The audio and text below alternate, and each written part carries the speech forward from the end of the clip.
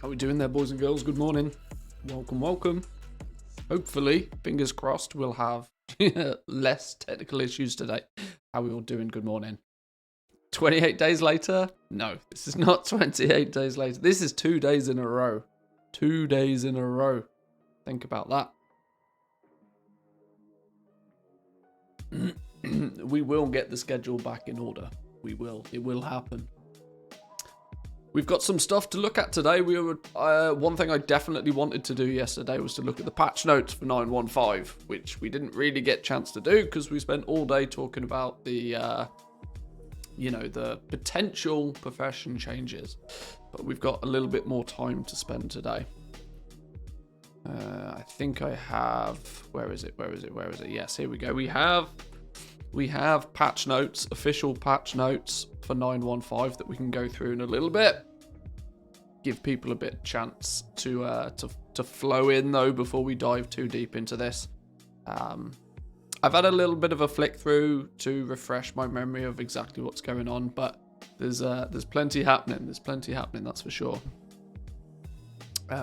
We need, firstly, to log into the game though. Let's move this over here.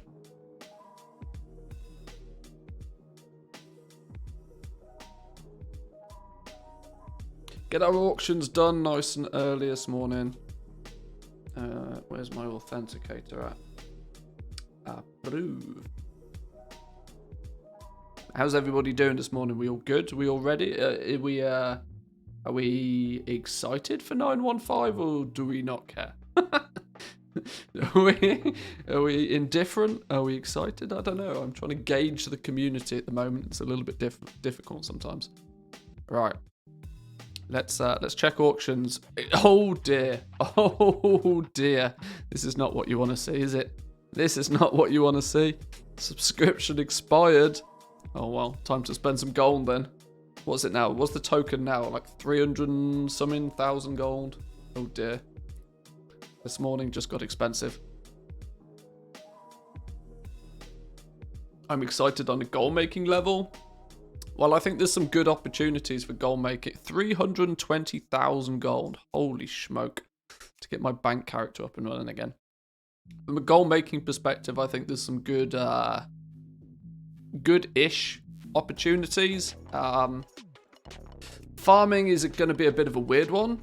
We'll touch on this a little bit later. That turn the tunes down just a touch. The drop rates on materials are being changed, adjusted. Materials should be more readily available, which is a weird one, right? Because it's not exactly as if they're super rare at the moment. It's just that they're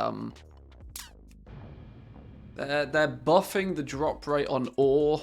They're buffing the prospecting rate on ore. They're buffing the drop rate of lightless silk.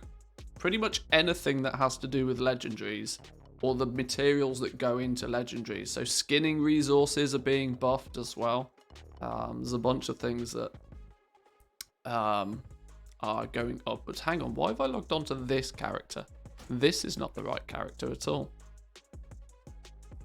Playing WoW, trading post in New World is down. Yeah, I saw that the trading post. Oh well, New World is in a real sticky situation at the moment. They've had to disable every single method of transferring wealth, I think is how they described it. So the trading post is down. You cannot trade face to face. The game's in a mess. They need to fix it. This is why I'm not focusing on it all too much at the moment, because it's just busted.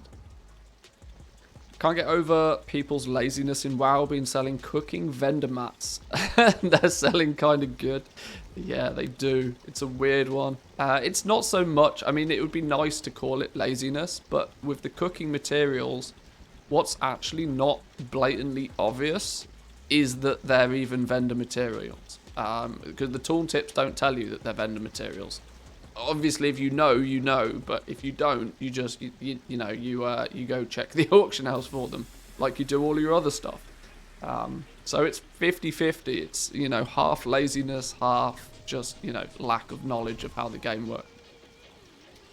Enchanting Vellums still sell? Well, exactly. Enchanting Vellums, though, have been... I mean, how long have we had Enchanting Vellums in the game? Since, like, TBC or something? Ridiculous. Silly, silly, silly. But let's see if we actually sold anything yesterday. I was talking yesterday how I can pretty much throw everything on the auction house and see some consistent sales. Let's see if my mailbox today proves that or makes me look silly. We'll see. Lots of ore that I still need to sell, apparently.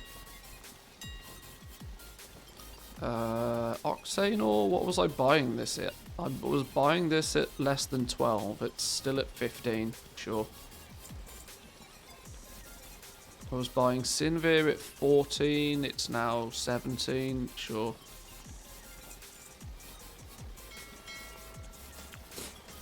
I could be multitasking, doing 2 servers at once, but it's too much like hard work.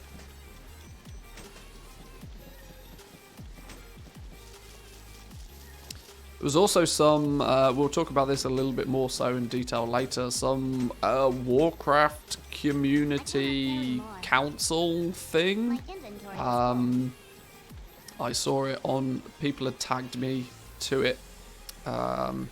Something along the lines of not just content creators, but, you know, people that have proven to be knowledgeable in certain areas of the game are being given the opportunity to be part of what appears to be a semi-private forum. So I think it's just that Blizzard want people within the community that have stood out to be knowledgeable in certain areas of the game, to be able to take feedback more so from them in an organized way.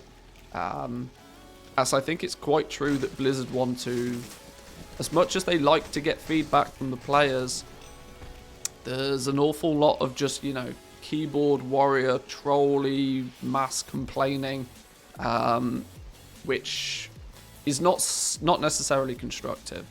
And this I think is the problem. If it's not constructive, then, you know, it's not worth anything to anybody. So we'll look into that in a little bit more detail. People tagged me on it in Twitter. I need to look at it in a bit more detail. We'll do that in a little bit. We've got 8 minutes until half of our low-level stuff expires, so we can start getting some stuff. Is it maybe worth just doing a straight full-on cancel scan, though, first? Probably. Let's just do a cancel scan on everything.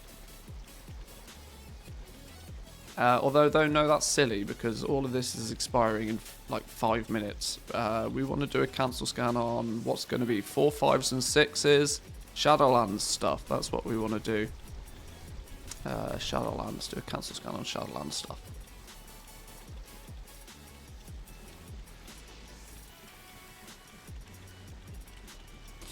On one of my realms on Torin Mill, yesterday I did a bit of a restock on legendaries just to see roughly how I'm, you know, set up and ready. I managed to restock my legendaries and still have plenty of Corthite crystals spare, which is good, because I do think the price of Corthite crystals might spike initially, at least for the first week or so, just as the floodgates will open and people will be able to farm up as much soul ash and soul cinders as they want, meaning that if they want that legendary, they can just go for it. So I expect ranks 4, 5s and 6s to be pretty good over the next few days, assuming that you have them crafted and listed. Little Uve, how we doing? Good morning to you. Welcome, welcome. Good to see you. Surprisingly few amount of things being cancelled. Not cancelling because auction below minimum price. Shadow Scaled Treads, Shadebound Helm. These are all item level 200 stuff. I really don't mind so much. It's It's simply because I don't sell these things unless I can make a reasonable profit on them. Just because my dealings want to be primarily with high ticket items. Things that are worth 1,000, 2,000, 3,000 gold. If I can double my money on them, I'll sell them. But otherwise, I'll just, you know, I'll wait for that good sale rather than fighting for everything. Which tends to be why I don't sell a lot of them. It's the God's honest truth. But it means, you know, when I do sell something, it sells for a lot. But it also means I'm not competitive, but I'm happy with that. That's fine. There are a few things that I think I should probably be competitive on, though. Unbehind arm guards, 235. Why are these so cheap at the moment? Oh. No, I should be more competitive on those, I think. What's the problem there?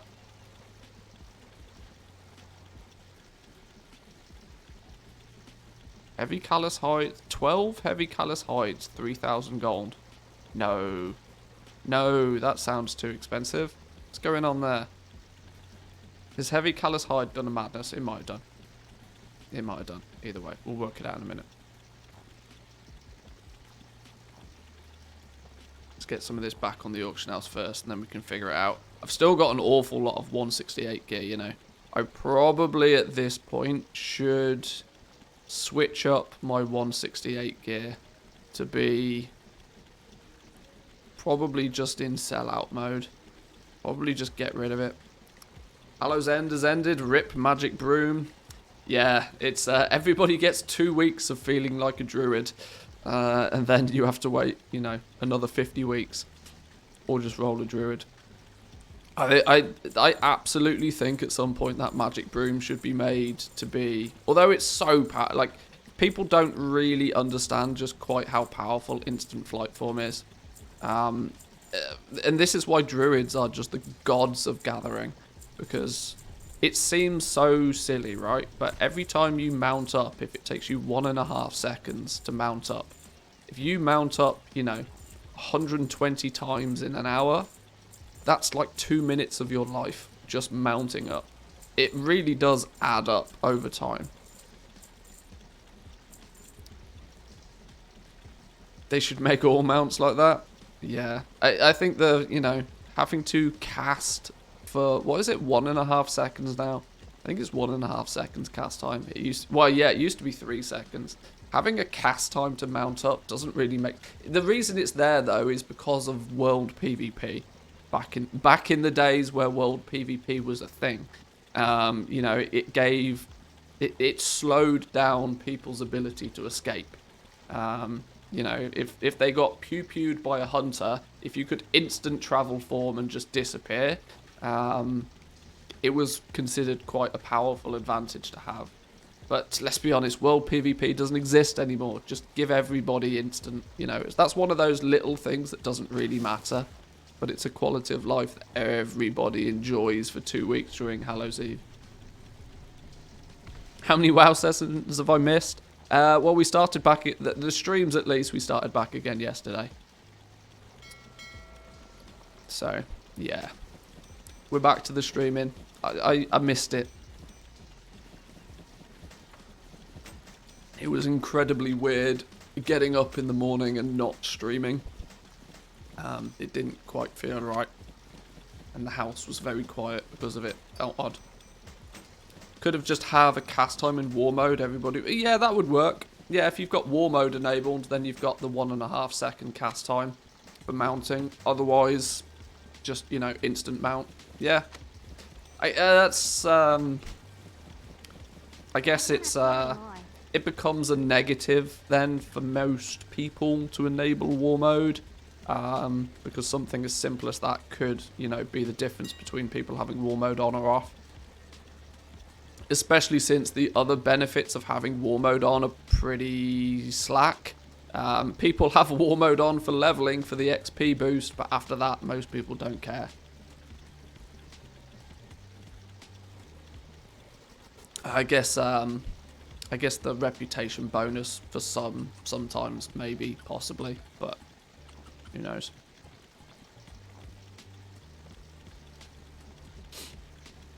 Did your wife say, why are you not busy playing games? Well, she was the one saying that the house was relatively quiet.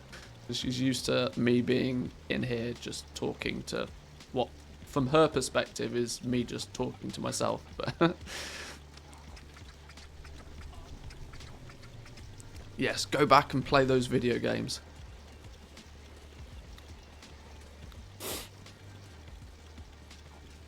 It was nice to from the YouTube side of things, it was nice to have more time to think about the YouTube content. As I fall into a bad habit of streaming and then not having the energy or the effort or the dedication to put together good quality YouTube content after the stream. So not streaming for a while meant that I could think a little bit more about the YouTube content. Now, weirdly, obviously, it was New World hype, and so I was trying my best to, you know, put together some constructive New World content, of which you may have noticed has slowed down, and I've obviously switched back to WoW content primarily, mainly for the fact that New World is just in a real weird position right now. See, my feelings about making content towards New World when the game is so broken at the moment, it just doesn't seem to make sense. That's a weird way of looking at it, but for me to make, you know, guides on how people can effectively level up their skills in New World, how they can make gold in New World, seems pointless when there is rampant gold duplication glitches and bugs in the game. And it's just, you know, it feels like your efforts are not being rewarded. So it's hence why the New World content is slowed down. Honeymoon phase is over. I would say the New World honeymoon phase is over. I would really like to... Now, this is never going to happen. I would like to emphasize this was never going to happen. I would actually be quite happy, even though I'm some 300 hours into the game at this point. I would quite happily see them roll it back. Just delete everything, start again. Because on some servers are just that broken now. That duplication bugs and glitches have been going on for so long that the servers are just broke. The top players in the top top players in the top companies are all running around with unlimited gold. They're running around with, you know, perfect armor, and it shouldn't have been able to be a thing this quickly. And it's only because, I mean, bans are going out and stuff, but we'll see how much of an effect they have.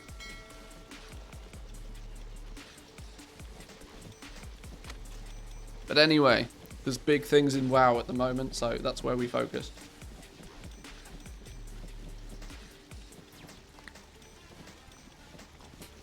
There's gold to be made in a somewhat fair fashion.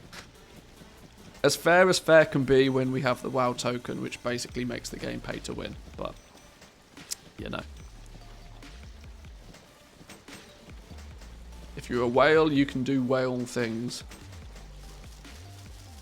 More Oxane ore? How much Oxane ore did we... Oh, alright, your inventory's full, we get it.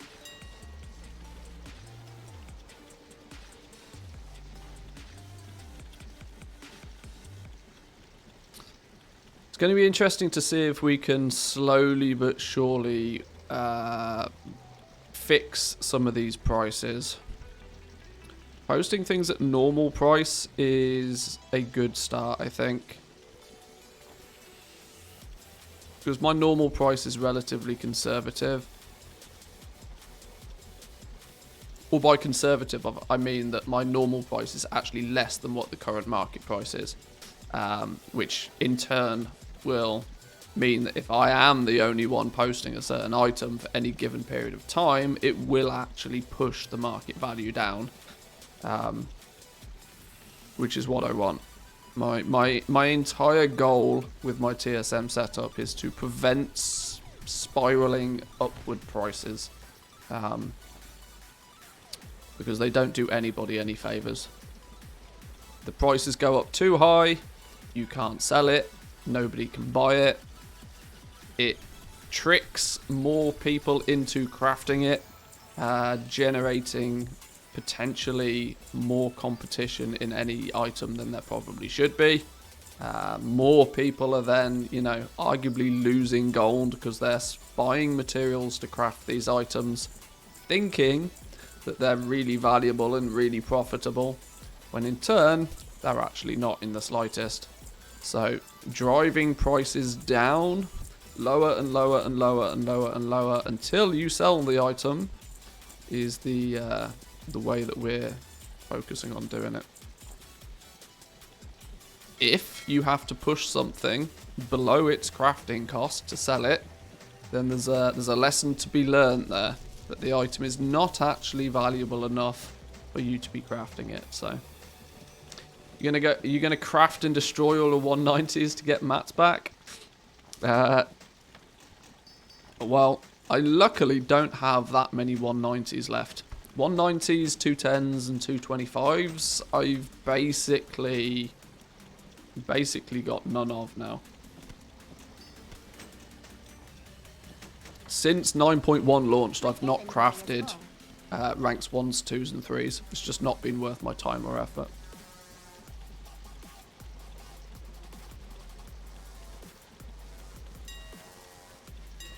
Let's get some of this Oxane ore out the way.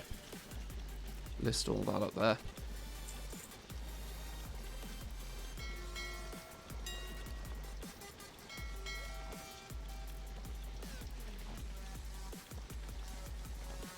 The issue really is, though, is that anything lower than Shadowlands level items at the moment, you're just gonna have a really tough time selling them, because there's just not the player base out there to be buying these things.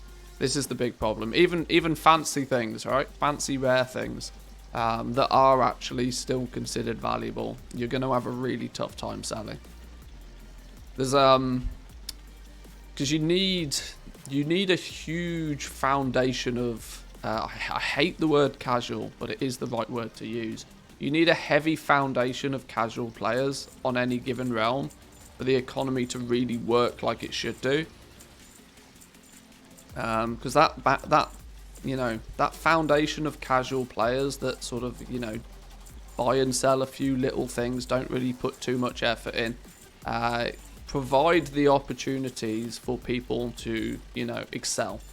Everybody can't be a winner in an MMO. That's something that's not necessarily understood by many players. And it's not helped by the fact that, you know, the main storyline of the game is that we play the hero. We play, you know, the savior of Azeroth. So everybody gets this false impression of that everybody should, you know, everybody should be a winner. You can't have that. Like, it's not how MMOs work. For somebody to excel, you have to have 10 times more people not winning. And it's exactly the same with goal making. Like, everybody can't make lots of gold. If everybody makes lots of gold, we have a Warlords of Draenor situation on our hands, where things just get out of control, and then all of a sudden your gold that you might have made lots of gold, but all of a sudden it's not worth anything.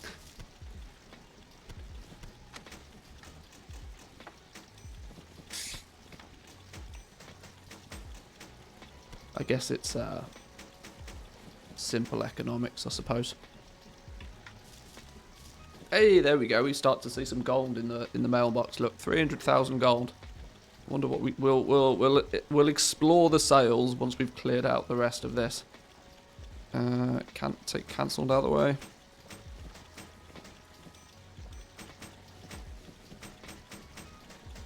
I cannot carry more.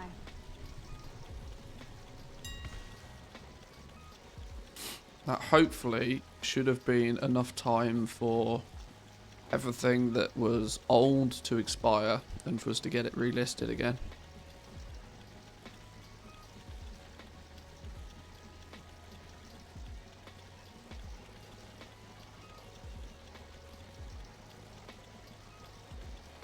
some really random things I'm posting at the moment. Just literally clearing out old stuff. Like, random pairs of, random, sort of BFA, BOEs, for example.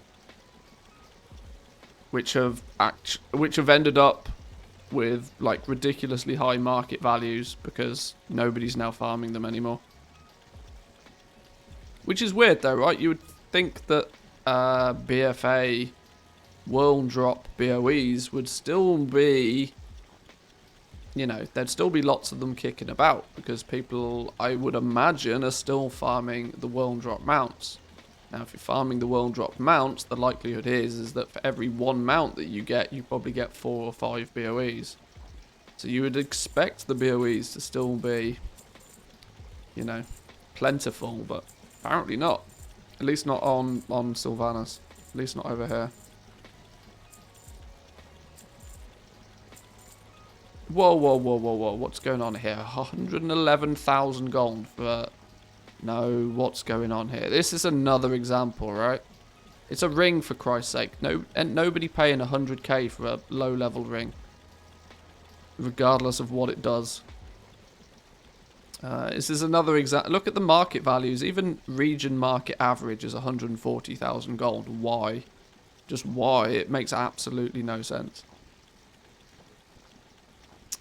All right. Well, we'll do our work. We'll do our bits to push that price down. If we post it for 111 today, it means that tomorrow, hopefully, the market value will have adjusted enough for us to be posting it slightly less every single day.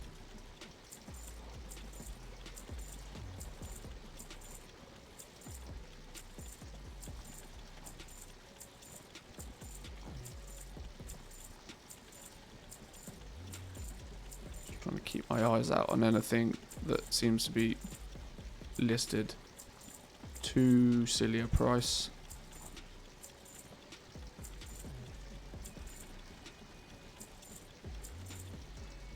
Oh my days, I've hit the posting scan throttle. That's not something that happens too frequently.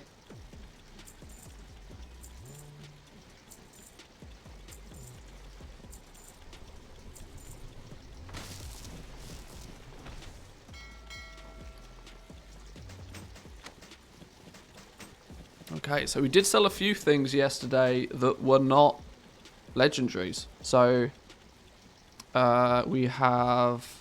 Okay, Shadowlace, Umberhide, Grimveld, Umberhide, Bone Shatter, Grimveld, Warhide, Jerkin of the Quickblade, 2,500 gold, sure. Geocrag Stompers, don't know what those are, 250 gold. Haru Keeman's Sabatons, 700 gold. Chan's Imperial Robes. Oh, I had Chan's Imperial's Robes. I sold those for 8k. Razor's Edge, 400 gold. Okay, sure. I'm curious to see what I was selling those for in relation to what, you know, the market value is. Revenue, sales. What are these? Oh, okay, sure. 190 legendary. 190 legendary, I sold it for 600 gold. Alright, sure. Geocrag Stompers. These, I think, Geocrag Stompers, they sound like Island Expedition gear, I think. Chan's Imperial Robes. I sold this for 8k. Somebody got themselves a bargain on that there, look. Market value, 75k. Regional market value, 50k. Regional sale, average, 18k. I sold it for 8. Somebody else's problem now. Somebody else's problem. Either they got themselves a good bit of transmog nice and cheap, or they've bought it to flip. Which means it's somebody else's problem. Level 40, Razor's Edge. Level 14. Item level 14. 400 gold. Sure, whatever. If if you've got this stuff just lying about in your bags, getting some gold for it is arguably better than just having it lying about doing nothing. So I don't really mind what I sell the stuff for. If it's world drop stuff, I don't dedicate too much time to, you know, outer world farming. So anything that I've randomly collected, I'm happy to just, you know, sell it and worry about it later. Right, is that everything then? Let's post these last few things and then we're done on this realm.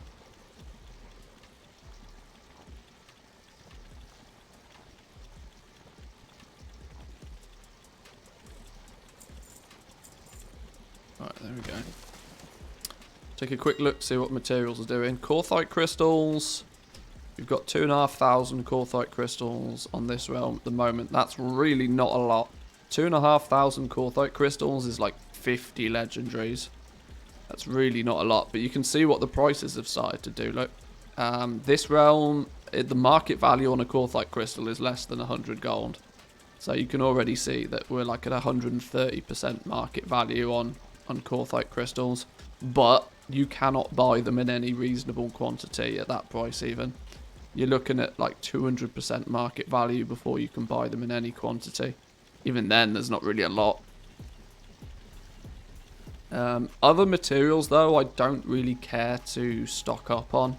As I know the drop rates are being increased. Soul dust at 4 gold a piece. Soul dust at 4 gold a piece. Somebody's 37,000 of it. Soul dust is something that I can shuffle for myself, but I just don't bother. Sacred shards at 8 gold a piece? Are you mad? It's because eternal crystals themselves. Eternal crystals are 20 gold a piece. Oh my days. Oh my days. That's probably why then. Everybody's just cracking down their crystals into shards and their shards into dust and then just dumping it.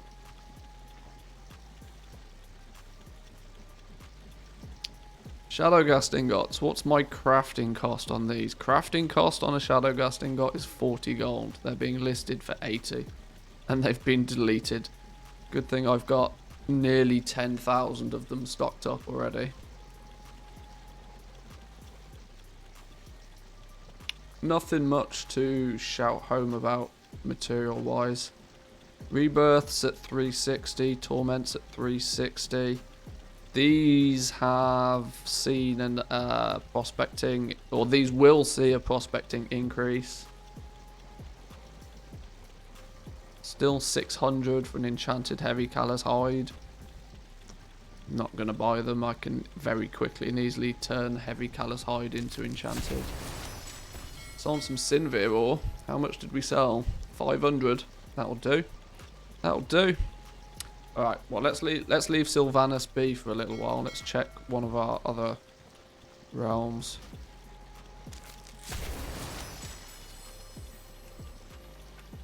We absolutely don't need maximum graphics over here.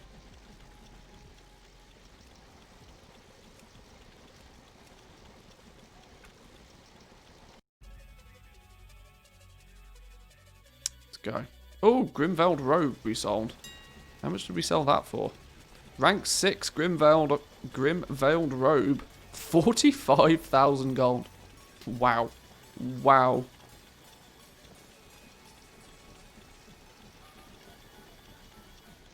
Considering the crafting cost on this is, take 50, about, crafting cost of about 15,000 gold. Roughly. Yeah, roughly 15,000 gold crafting cost. Grimveiled Robe at rank 6 sold for 45.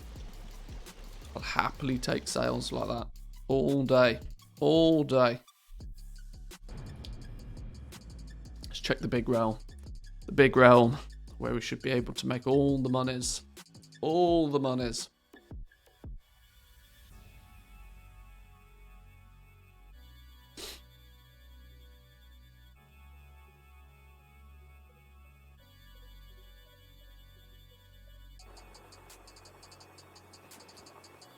Lots of expireds to start with. No surprises.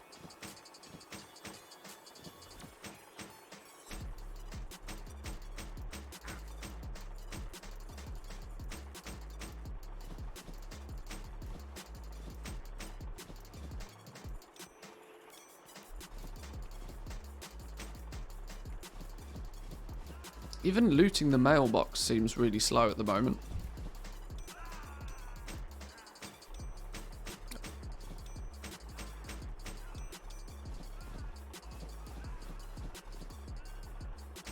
My inventory is full. Right. There should be... Yeah, we're still posting things for 48 hours, which I probably need to change now that we're going to be a little bit more active. Let's do a full-on cancel scan to begin with, just to clear out any undercuts, which arguably is probably going to be all of them. We might end up cancelling literally everything here.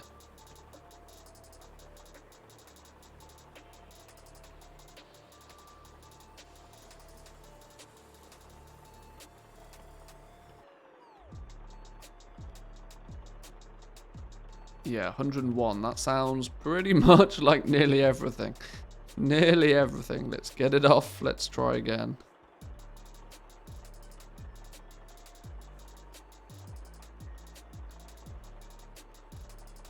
There's definitely some names missing on this list, but there's also some new names that have, appeared. This Big Cow is a new bank character that I've seen recently, but they've not been here all too long.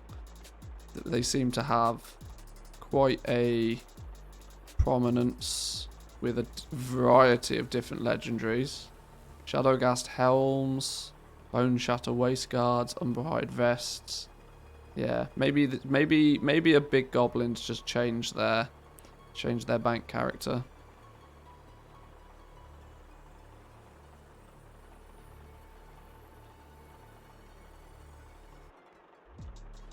What's not cancelling because below minimum? Most of what appears to be Grimveiled and Shadowghast. That's interesting. Why am I so far from the mark on Shadowghast gear? Might very much have something to do with the fact that I've not been competitive on buying materials recently. And people are just dumping lower. These are rank 4s. Yeah, people are going to be crafting rank 4s from rank 2s plus Vestige of Origins, so they're actually getting them remarkably cheap. Probably. Although crafting a Vestige of Origins with blacksmithing is on par to what it is with everything else, so they're not getting it too much cheaper. But there may be an awful lot of the I farmed it so it's free mentality going on. Which we see all too frequently.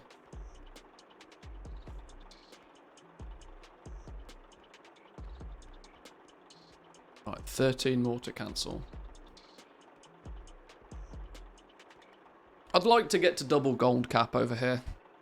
Double gold cap over here would be nice. Double gold cap would mean that I can then just camp a dude at the black market auction house.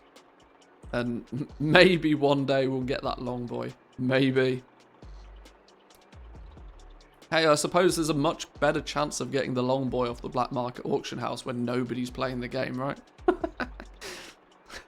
It's one of the downsides of there being 0 player base. I should just transfer a character. Every time I make 10 million gold, I should just transfer a character to a dead realm. An actual dead realm. And just sit them at the black market auction house and, you know, just keep your fingers crossed.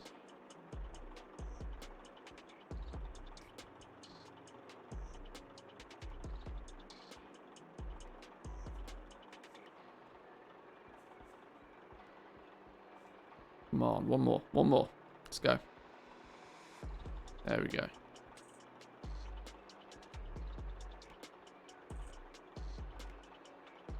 Yeah, that literally turned out to be most, if not nearly all, of the auctions. Sure, fine.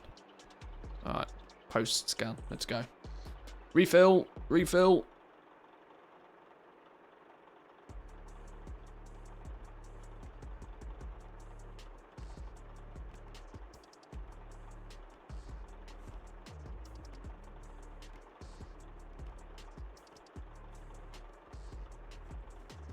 lot of posting at minimums again. Shadowgast rings. Which ranks are these? Rank 4 and rank 6. Ouch. What's happening with rank 6 Shadowgast rings then? Whoa. People are cutting this really fine. Oh, I've just thought. I'm going to... My jewel crafting setup is going to be completely busted. Completely busted.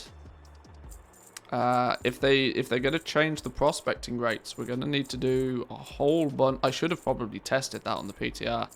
I should have been ahead of the game on that one. If they're changing the prospecting rates of ore, yeah. Is the new patch out? No, not yet. Not yet. I mean, if you play on Team NA, it comes out today. If you're on Team EU, then it comes out tomorrow.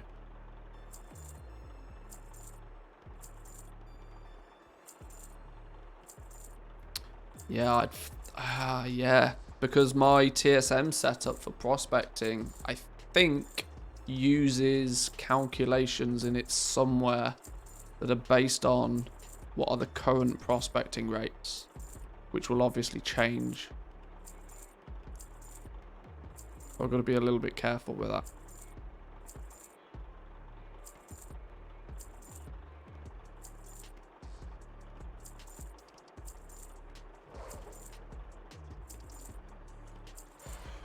Whoa, you know that you're doing business when you hit the posting throttle.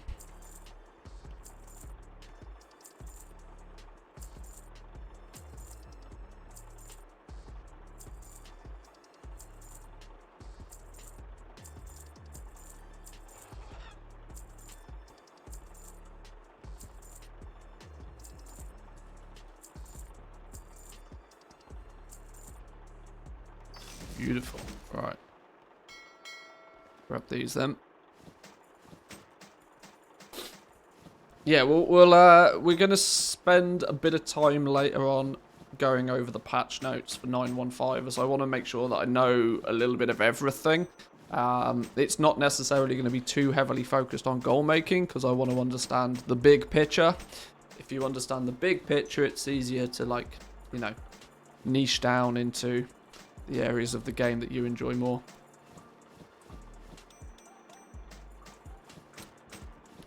Plus, one of the big things about goal making is just, you know, knowledge of how the game works and how the game is being played by others.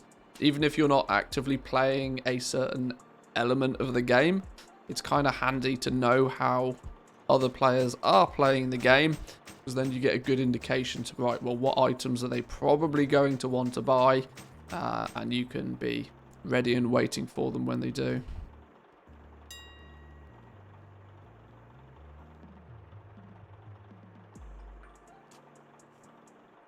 Bone Shatter Waist Guards, goddamn. Still got way too many of these.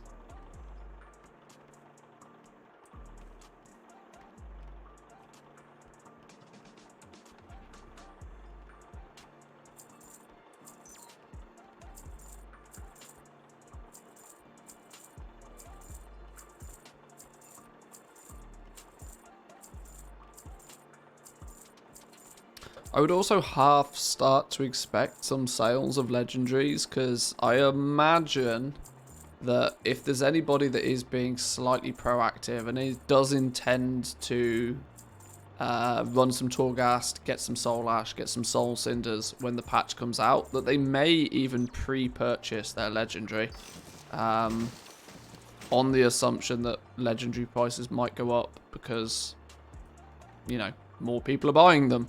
More people that buy them, the greater chance there is of the price going up.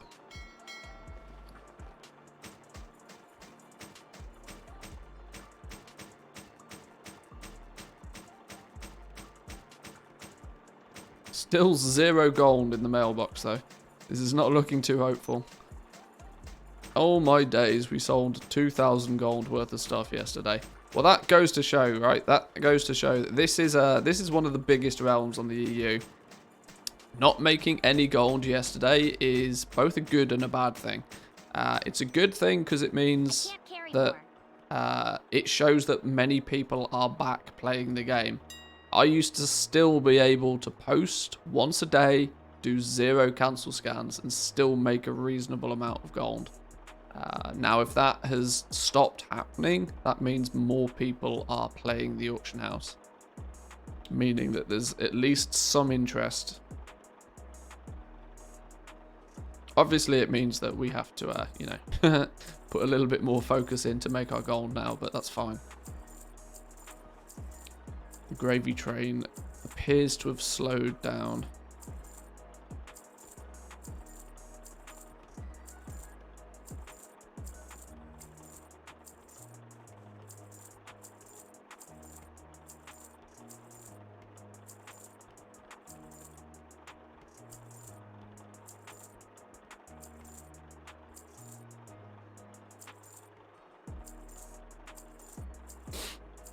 I did do a restock on Tori Mill though yesterday, so if we look at LST, I'm pretty well stocked on everything now. 4s, 5s, I mean 1s to 3 I don't care about. I would happily just put these in a box and burn them. But 4s, 5s and 6s we're pretty stocked on. 3 rank 4s across the board. At least 1 rank 5 of every one. There's still a couple from misclicks and from slight synchronization inventory issues where I have more than 1 of a single rank 5. That shouldn't really have happened. Those are just more mistakes. But then 2 or 3 of every rank 3 still. Of rank 6s, sorry. So we've got definitely got stock of stuff to sell, which is good. That's my concern over the next couple of days, is that if we do see a spike in demand of the legendaries themselves, that you don't really want to run out, because if you run out and need to rebuy materials, they're going to be at a premium. But it's good to see that I think we're pretty well prepared over here.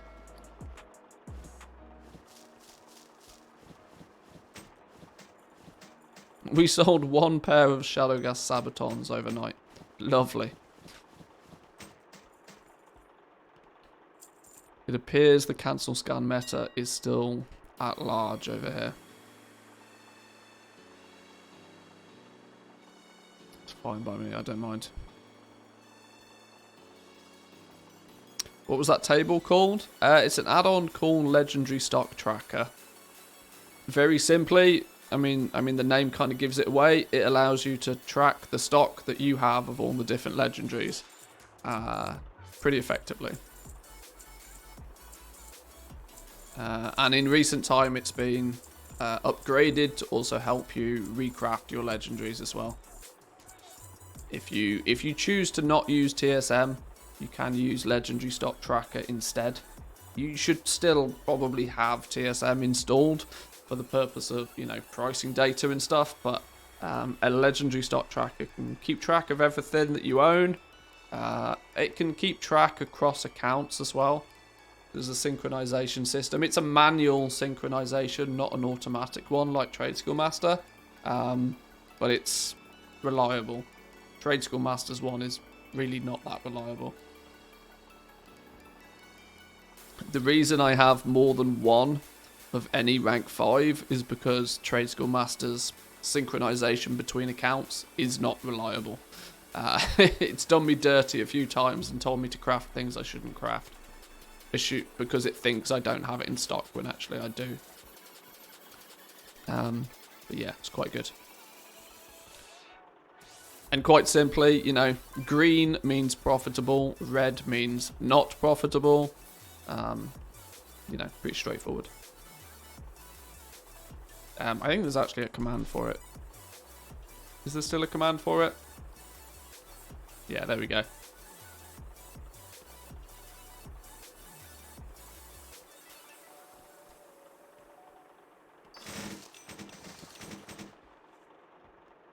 Right, well that appears to be this realm's auction house pretty much figured out. Where do we sit with whoa! Okay, this goes to prove a point, right? On a big realm, your Corthite crystals are gonna get expensive again.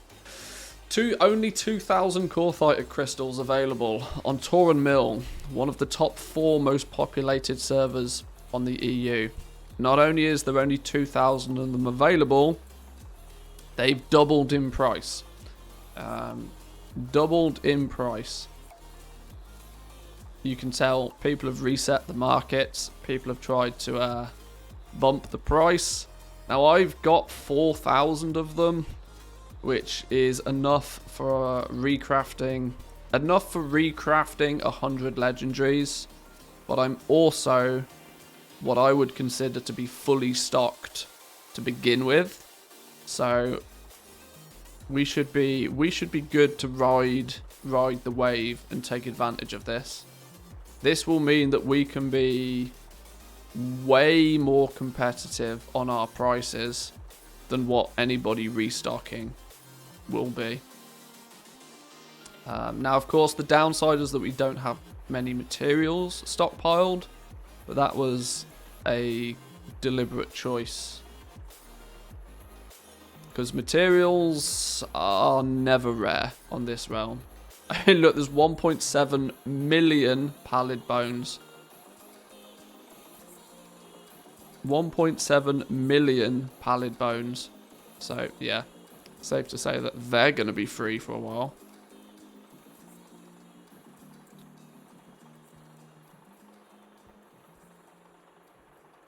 Solanum ore is now cheaper than Leystrite ore. The lithium ore at 9 gold a piece. Oh, it started again, look. It started again. People are doing the cheeky, give me your materials for free. Cheeky now. Leystrite ore is expensive. Holy smoke. I think, though, if I remember right, I've also got Essence of Rebirth and Essence of Torment in, like, silly quantities. Okay, maybe not silly. I've got 1,200 Essence of Rebirth stocked up already. I've got nearly 700 Essence of Torment. But I also know I've got a lot of, what do you call it? Sinvir ore. I've got... Oh, okay, maybe I've not got too much. I had a lot. I've prospected a lot of it. But I've got a sizable amount of prospecting to do of Sinvir ore. So, Shadowghast, basically what I'm getting at here is I can recraft Shadowghast rings pretty much at will. And be more competitive on those as well if needs be. Yeah, I think we're good. I think we're good. I think we're prepped. I think we're ready. I don't think we need to do much more. I mean, gold-wise, how have we done over the last sort of month? We've gone from... Yeah, I mean, we've done not a lot, but the last month was playing New World. So 4 million in sales, 2 million of expenses, 1.5 million profit just by reposting once a day.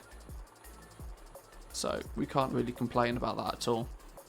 Additionally, within that is a full restock of legendaries as well. So it would probably be, the expenses would probably be less than 1 million if we hadn't restocked on legendaries recently. I think we're good. We're ready to rock and roll, I think. Now, here's to hoping that people actually come back to the game, at least for a little bit. We'll have to see. Right then, I think it's time to look at the patch notes, though. I think it's time to fully get to grips with what's going on with the patch notes. We're going to go through this in a bit of detail now. I'm going to take a quick bathroom break for 2 minutes before we dive into this, as this could take a little while, but it will be useful to fully understand all the changes that are happening in the new patch, not only from a goal-making perspective, but also, you know, like I said earlier, if you understand the big picture, you can usually do better at your specific area that you play the game in. So I'll be back with you, boys and girls, in 2 minutes. Occupy yourselves. If you haven't already, hit that follow button. Maybe give the sub button a little poke. Who knows? You might have a Twitch Prime kicking about, which I'd be more than happy to take off your hands. Occupy yourselves for 2 minutes, though, boys and girls. I'll be back in a couple.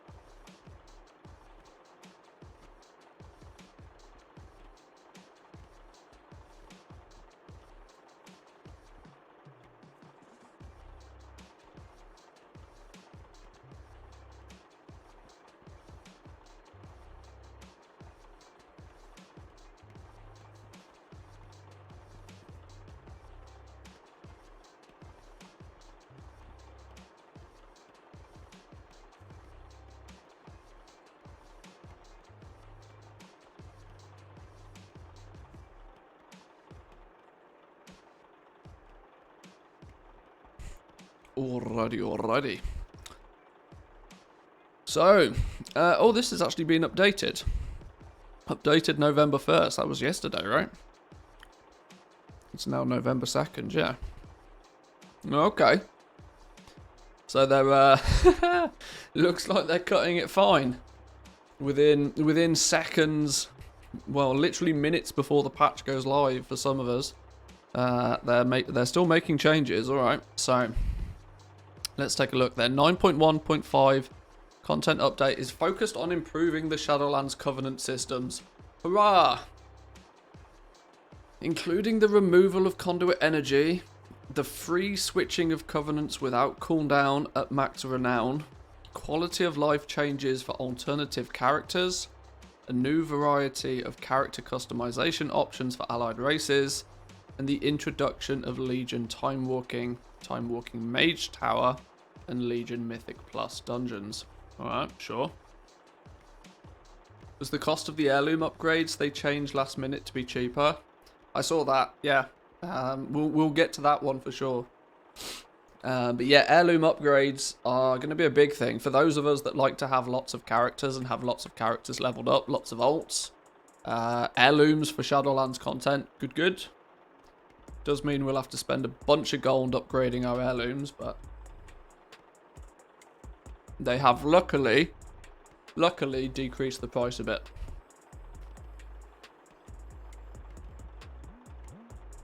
New updates are highlighted in gold. My favourite colour. It's not, but it should be. Some achievement changes. Oh! Changes to Mechadon. For those of you that still want the that funky the wheel mount thing from Mechagon, it should now be a little bit easier to get the Mechadon meta achievement. Now a guaranteed drop from the hard mode version of the Reclamation Rig event. I thought it was anyway. Drop rate increased from all hologram bosses. Okay, so just some of the more annoying to collect items they seem to have fixed. Why they're changing this now? Like, why are they fixing a BFA zone halfway through Shadowlands? Surely this should arguably have been changed. Like, what was wrong with doing this in 8.3? Sure. Sure. Good stuff. Playtime over, battle tested. Both of these quests now always offered as follow-ups. Let's make sweet profit together. Ooh. Welcome back to WoW, smiley face. Thank you, Cow. Appreciate it. Thank you. We are back in the world of Warcraft. So yes, technically I never left. I mean, I was still posting auctions and keeping half an eye open, but yeah, whilst New World is burning to the ground right now, we'll focus on WoW again for a little bit. Appreciate the sub. 6 months. Half an anniversary. GG.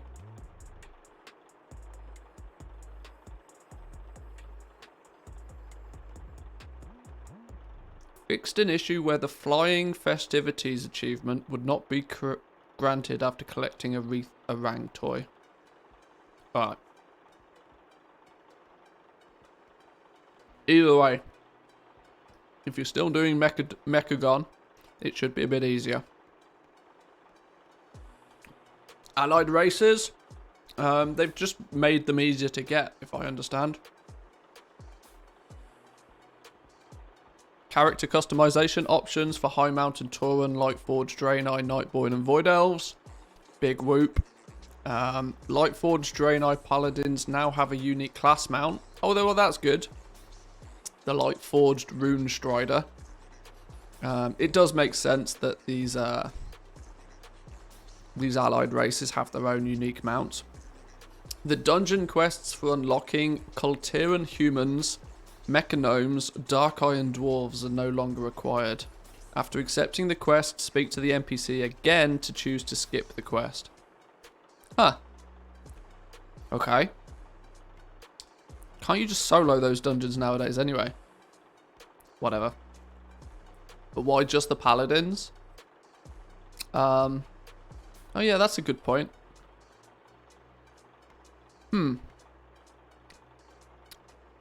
Yeah, that's a point. Why just... I don't know.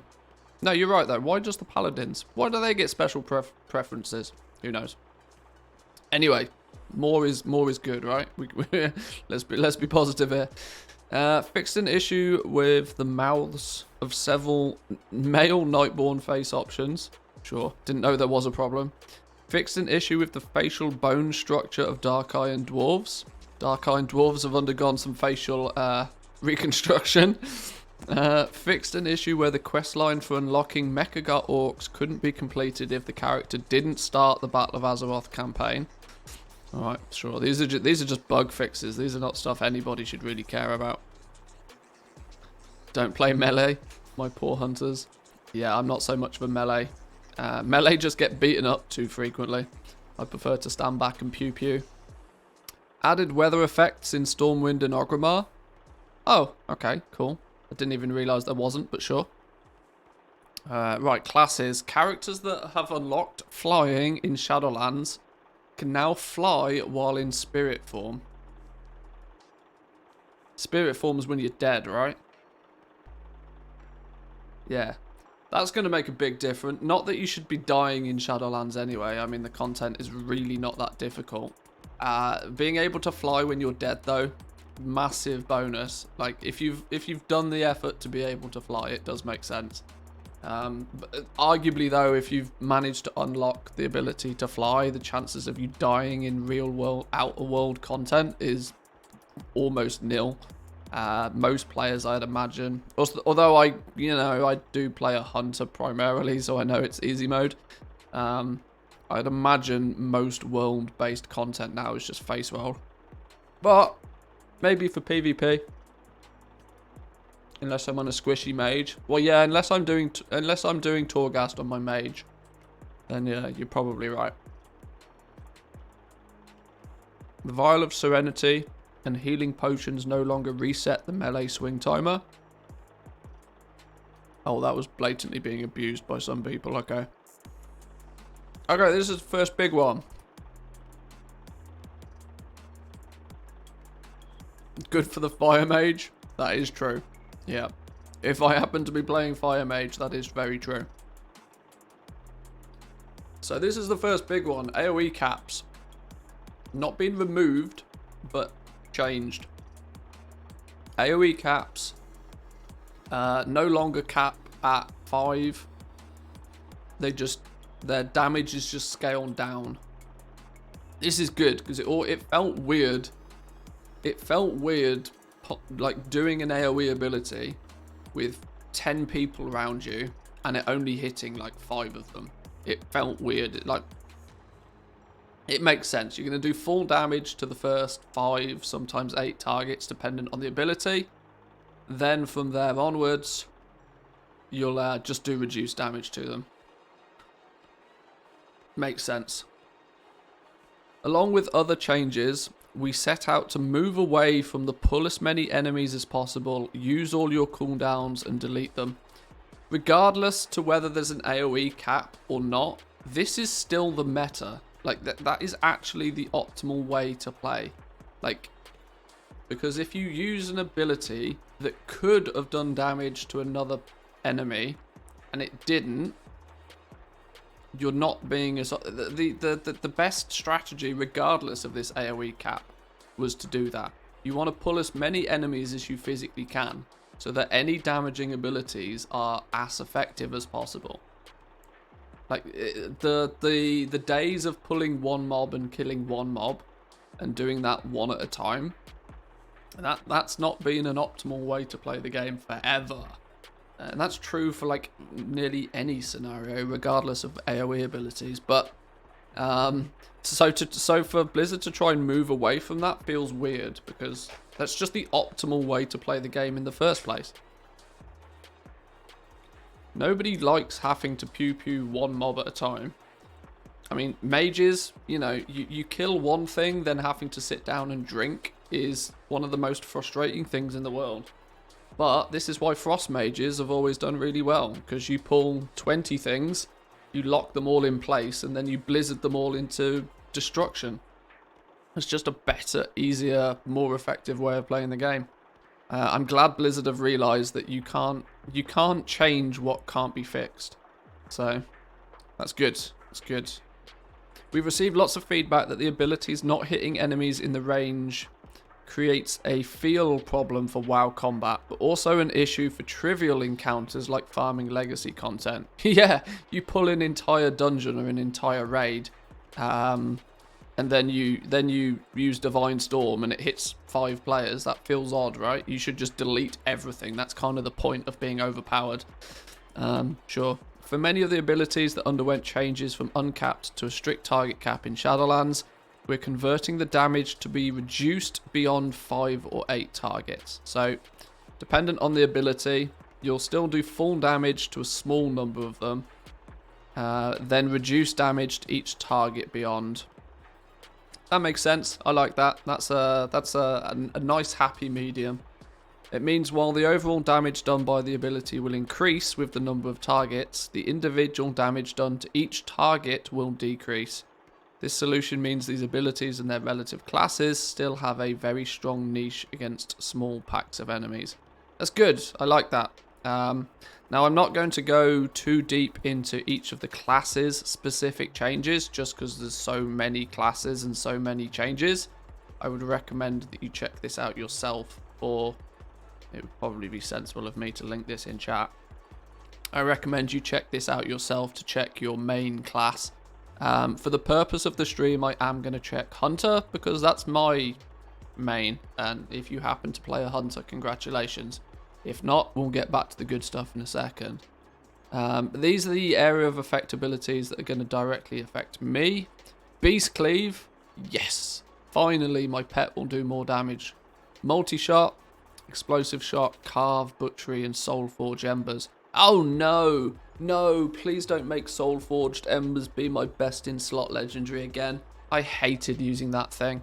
Oh, I really hope that that doesn't become the... Having to drop a tar trap and then a flare into it. It was just 2 keybinds that I didn't want to have to use.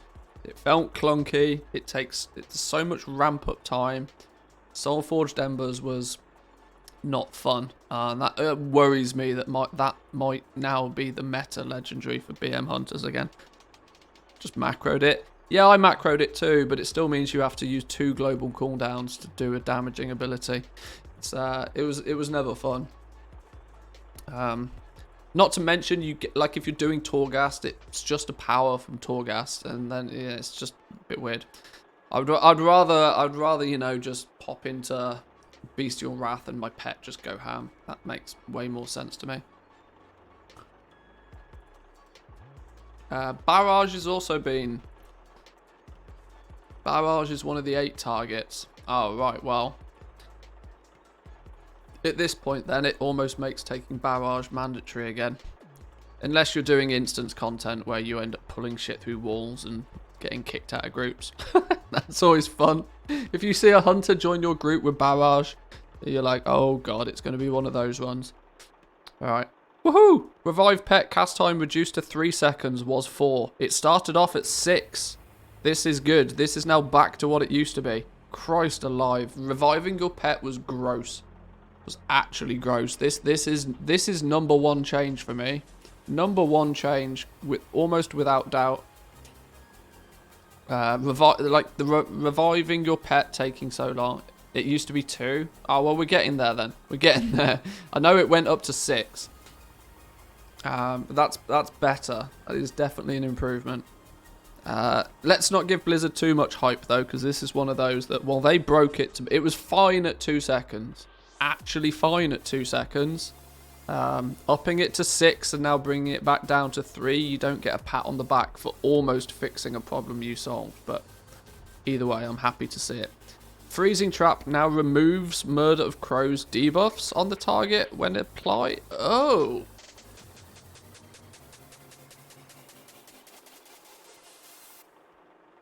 Oh!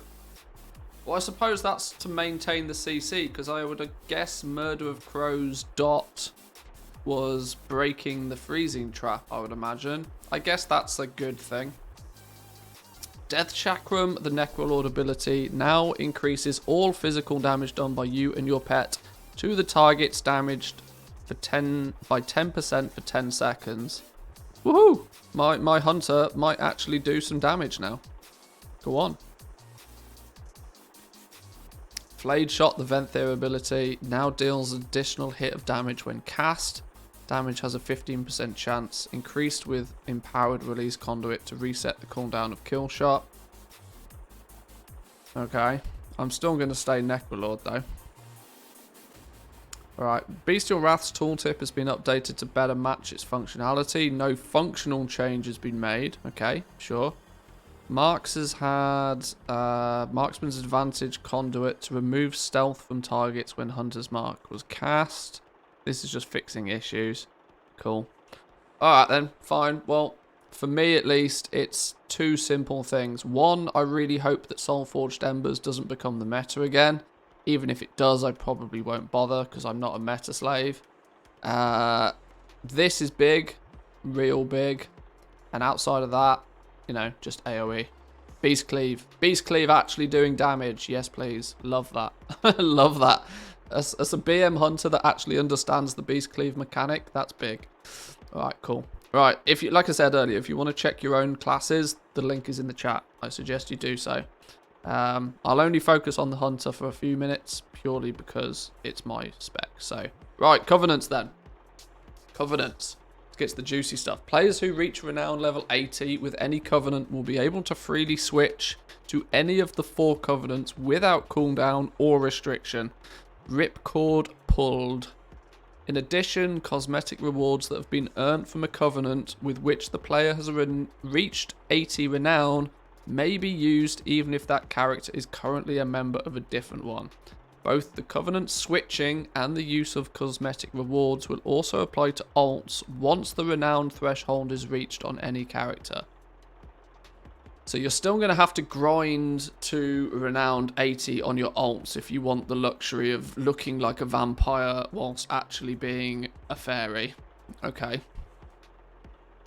For example, a player with a Night Fae Druid at Renown 80 can use appropriate Night Fae cosmetics on their rogue, even if the rogue is a member of the Necrolords.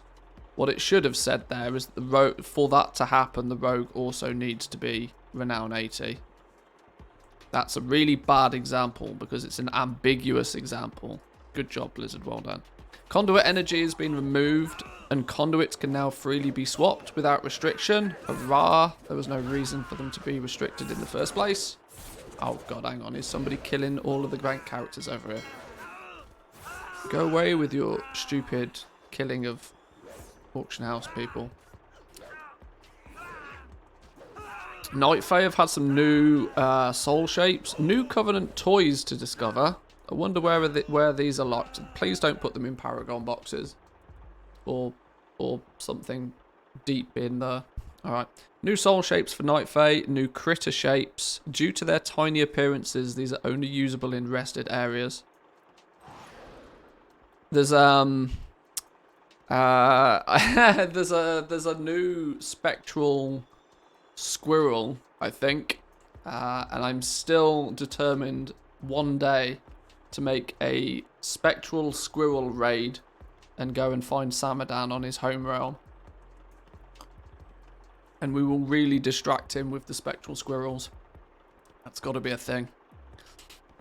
Adventures. More missions unlocked by maximum adventure level appear more often and are gated by fewer requirements.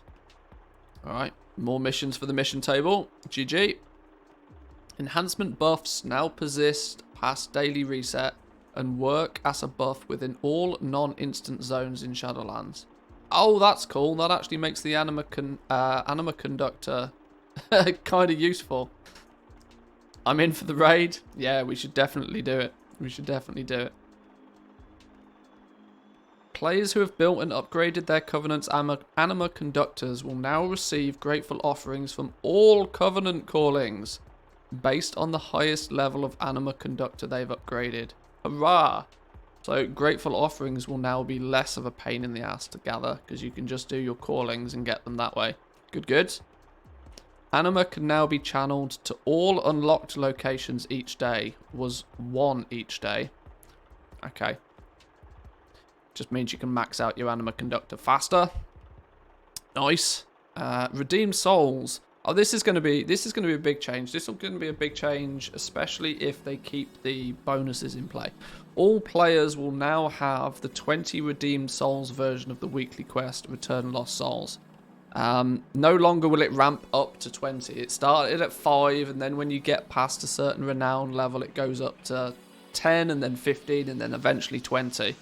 Everybody from the word go is now going to have the 20 redeemed soul version.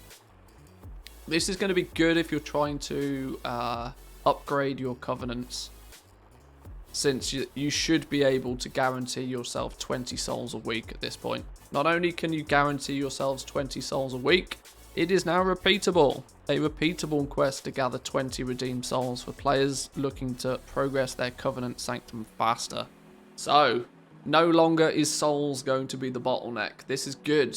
Since they increased the amount of anima that we get, the actual souls were the limiting factor to upgrading your covenant. Now, realistically, you should be able to just decide that you want to upgrade your covenant one day and just grind and do it, which I think is good. Anima is still obviously going to be somewhat limited, but realistically, the amount of anima you can get is just silly nowadays, so that's pretty good. Transportation network. The Oribos portal destination has been updated to a new location in Oribos. Oh, I wonder where it's going to send you this time. Not worth loading the PTR to test though. Kirian's Path of Ascension. No longer is there a cost to enter the Path of Ascension. Medallions of Service are now only used for Ascension crafting. Well, that's good. People basically ignored the Path of the Ascension just because it was A, a little bit broken, and B, you know, the cost like you could use your Medallion of Service and just get one shot, and you know that's not fun for anybody. A baseline 20% buff, progressive power, has been activated for all soulbinds in the Path of Ascension. The buff is active by default, but can be turned off via the brazier of protective power in the arena. Okay, so if you want the original hard mode version of Path of Ascension, you can still, you know, choose to do it that way. Why you would choose to, I suppose it's no different, I guess, to doing the same raid on multiple difficulties, I guess. Drop rates for all Path of Ascension crafting components have been increased, and the Soul Mirror Shards have a chance to drop from more Sworn Kyrian in the Maw. Oh, that's good. Okay, so if you are a Kyrian, your mini event is made a little bit less brutal. Queen's Conservatory, all seeds now stack up to 200, was 20. This is, you know, neither a here nor there. All previous locations that award uncommon quality seeds now award rare quality seeds. Okay, well this is good. Because the rare ones are the ones that give you the ability to get the pets and the mounts. That's probably what the problem was. They people were probably doing the Queen's Conservatory to get pets and mounts and weren't getting the pets and mounts because they were using the uncommon seeds in the first place.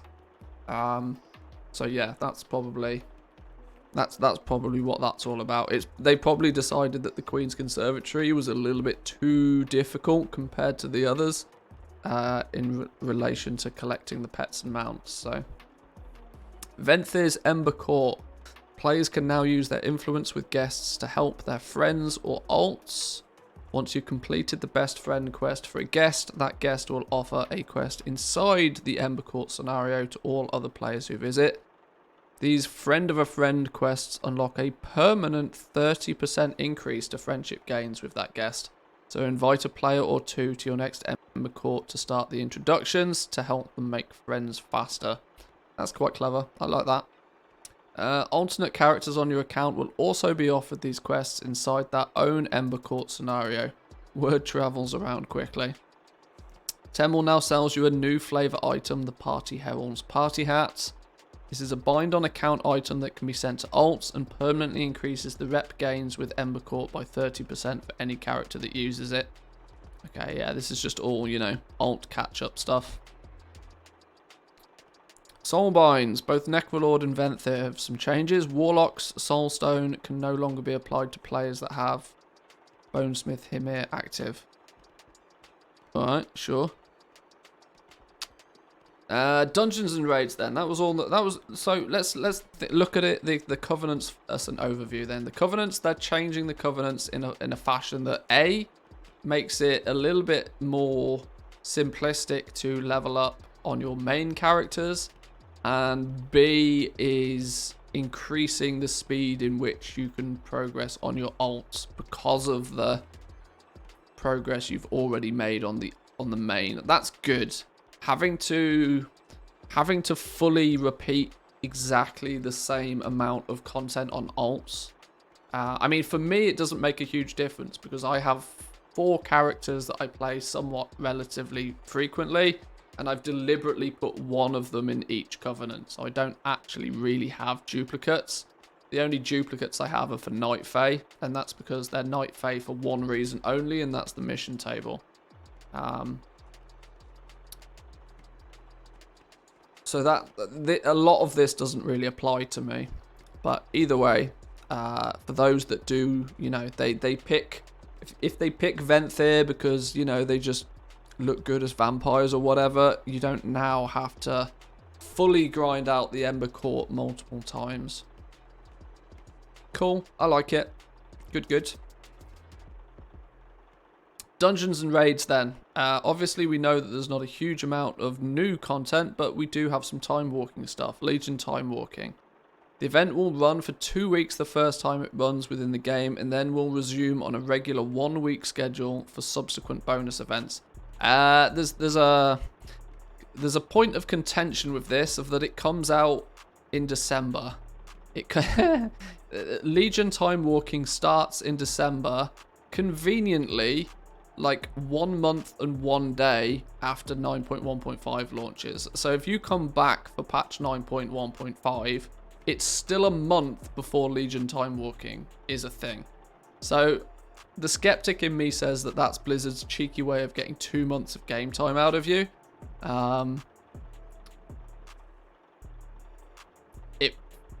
I don't know why they couldn't have just said, right, here you go, here's the patch, here's the... I don't know. I don't understand why. But either way, Legion time walking.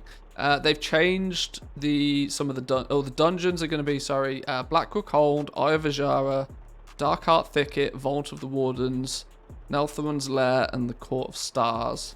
Court of Stars is going to be fun. No issues with any of those, I don't think. And then, of course, we get the Time Walking Mage Tower. This is the big advertising point of the new patch. Like I said, ironic that it's the main selling point of the new patch, yet it doesn't come out for another month yet. Legion Time Walking has arrived. With it comes a wondrous way to return to the moments of heroism from the past. Azeroth's champions will be able to enter the Mage Tower again. The original 7 different challenges, grouped by your specialization's role, will be available to try repeatedly for the duration of Legion time walking. Do we think people are going to level alts specifically for this? I think we might see a lot of people leveling characters in the next few weeks.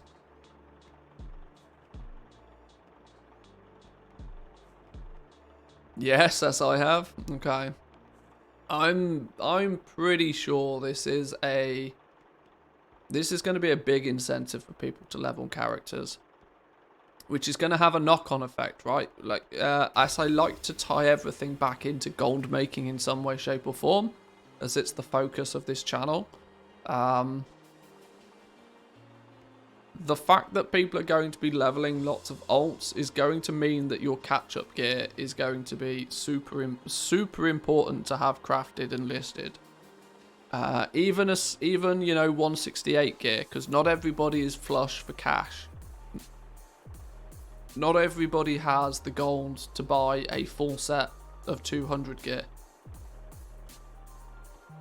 They might, cheap out and buy 168 gear. I want the mount after all of them. The flying book thing. Now, the original Mage Tower came out at a point in time where I wasn't really playing the game. So I never really did the original Legion time walking. So I'm quite interested in doing this. Now, obviously, it doesn't come out for a month. But I don't know if I'm going to have the desire to do it on multiple characters and complete all of it. But we'll see. I probably will, just for the challenge, but we'll see how it goes. Each challenge is going to comprise of a series of solo encounters that must be completely survived to earn rewards. And in Legion time walking, they will not require that you have an artifact, or even that you originally played Legion.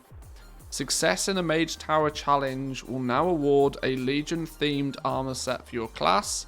I absolutely want to do it on the Warlock. Because my god, the Warlock themed set is just beautiful. And that comes from a guy that doesn't give a damn about transmog. There's also a new achievement for the most well-rounded champions of the Kyrian Tour. Players who complete all 7 of the challenges on different characters across their Battle.net will be rewarded with a unique flying mount, the Soaring Spell Tome. Well, there we go. That means to complete the 7 challenges on different characters across their Battle.net account, people are going to need a good few alts for this. I think it's very likely that in the next few weeks we're going to see a lot of people leveling characters. We've got some luxuries in terms of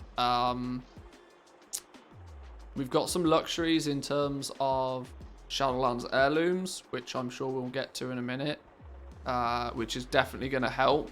We've got leveling via island expeditions, which I wanted to do a video on, but I just never got round to doing it. Leveling via island expeditions is going to be big, simply because it's instance content, it's soloable.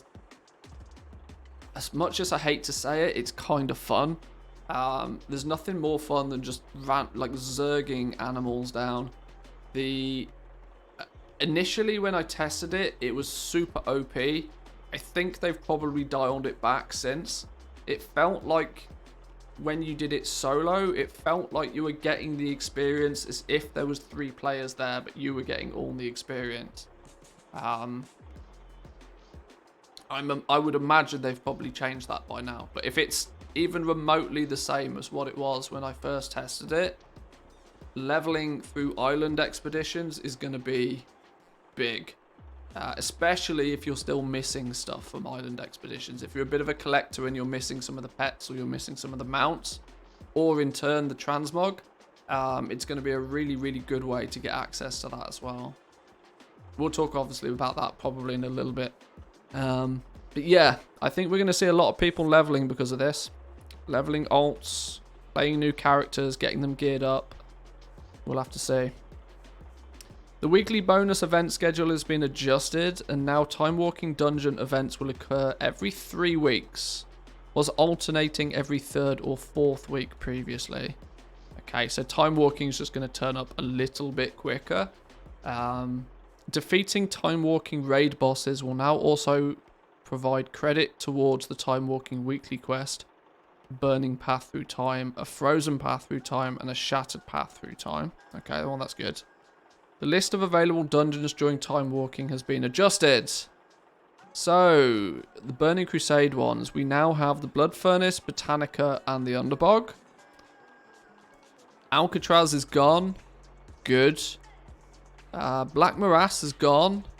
There was nothing wrong with that other than, you know, the time gating of the bosses is just gross. And the Slave Pens is gone. It actually ended up being that the Slave Pens was, for some reason, it felt really broken that was the only one that I ever got.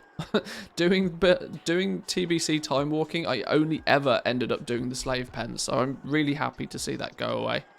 Blood Furnace is good fun. Botanica is, sure, fine. The Underbog's a good one. I liked that one. That's kind of quite cool.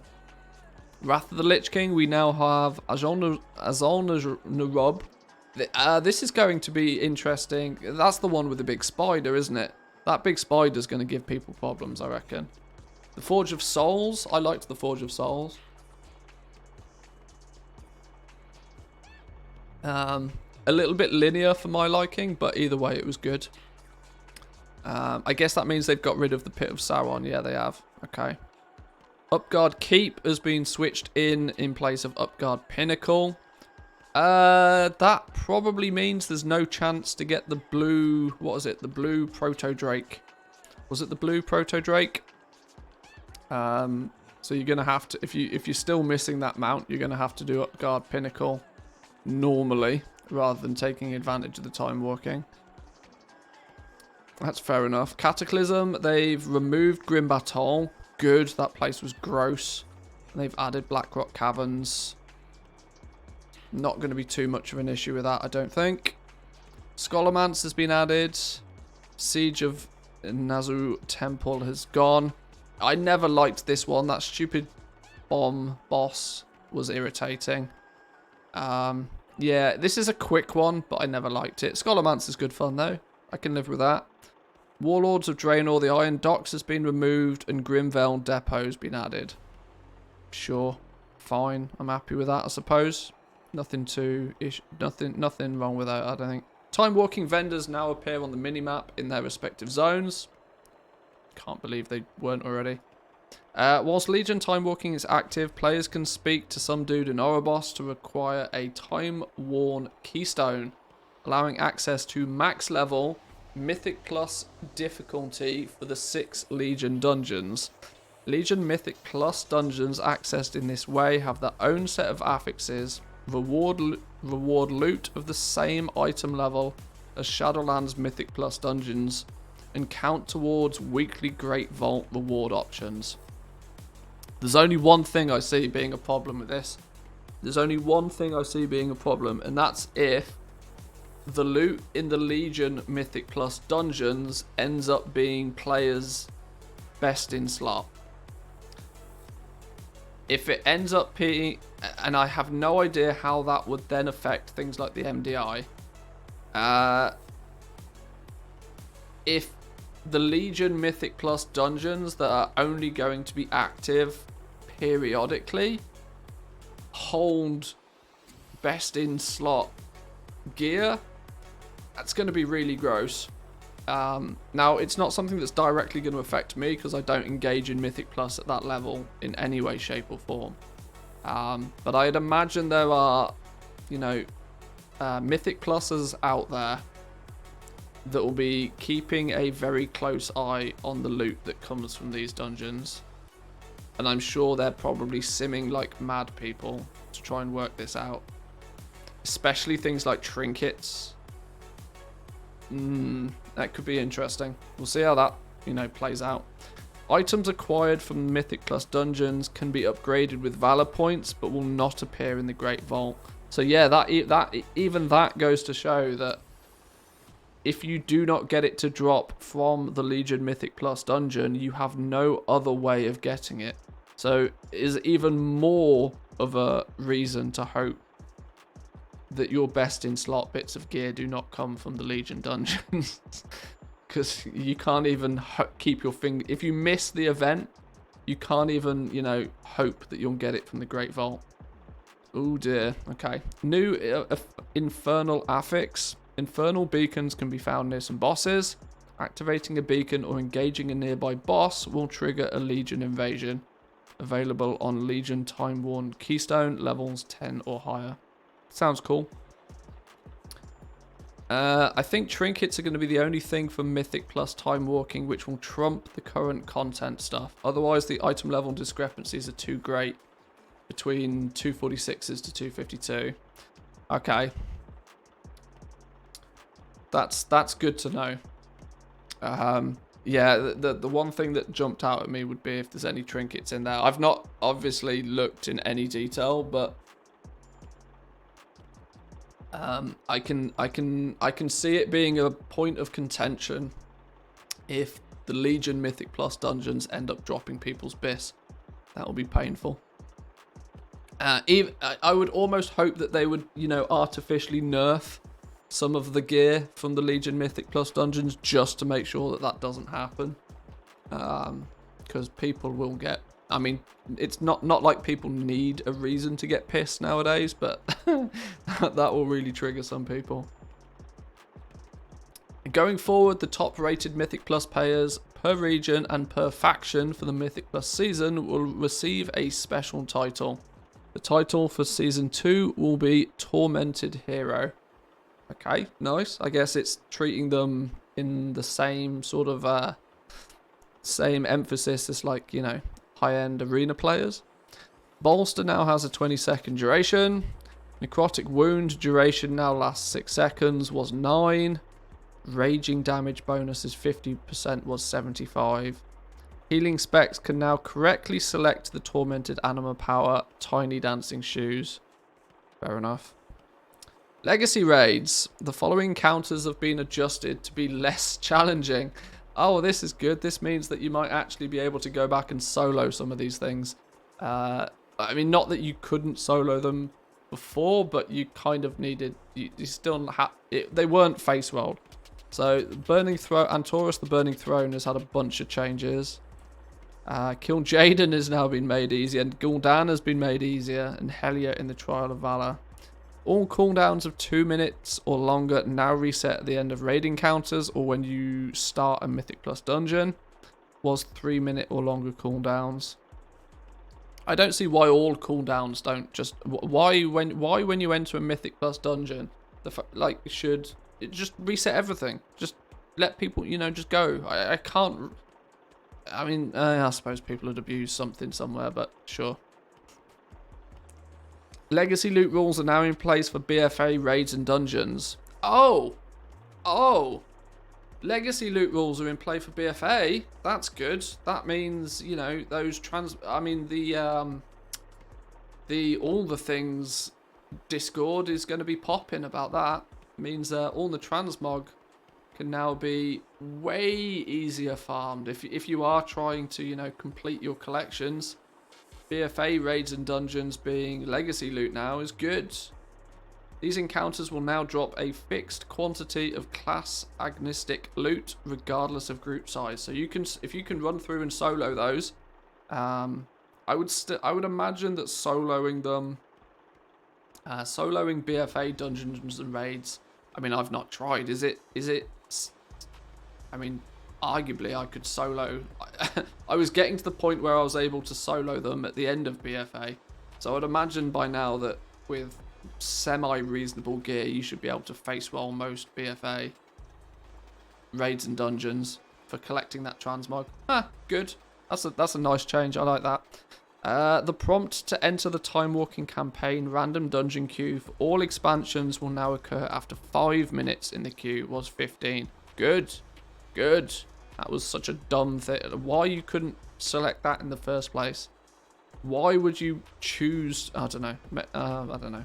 Either, you know, it should be one or the other. Either let people select the exact dungeon that they want to queue for, knowing full well that the dungeon queue is going to be long because of that, or let people queue for all of them. Picking based on an expansion just seems like a weird choice in the first place. But after 5 minutes, if you don't get in a dungeon, it will ask you if you want to queue for all of them, which is good. Nice. Here we go. This is what we were talking about earlier.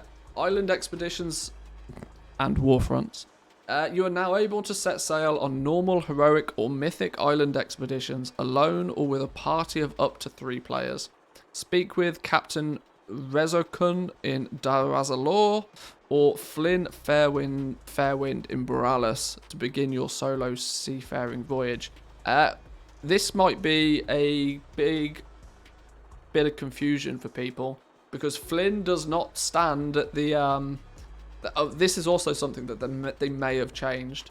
Flynn does not stand at the island expedition table by default. You have to have done 1 or 2 or 3 quests into the BFA storyline before he stands at the table. Meaning that people may go to the table to try and queue up for island expeditions solo, and not be able to if they haven't at least done some of the BFA content. Hopefully this is something that they either have or will fix, but I know it's going to confuse people if they don't.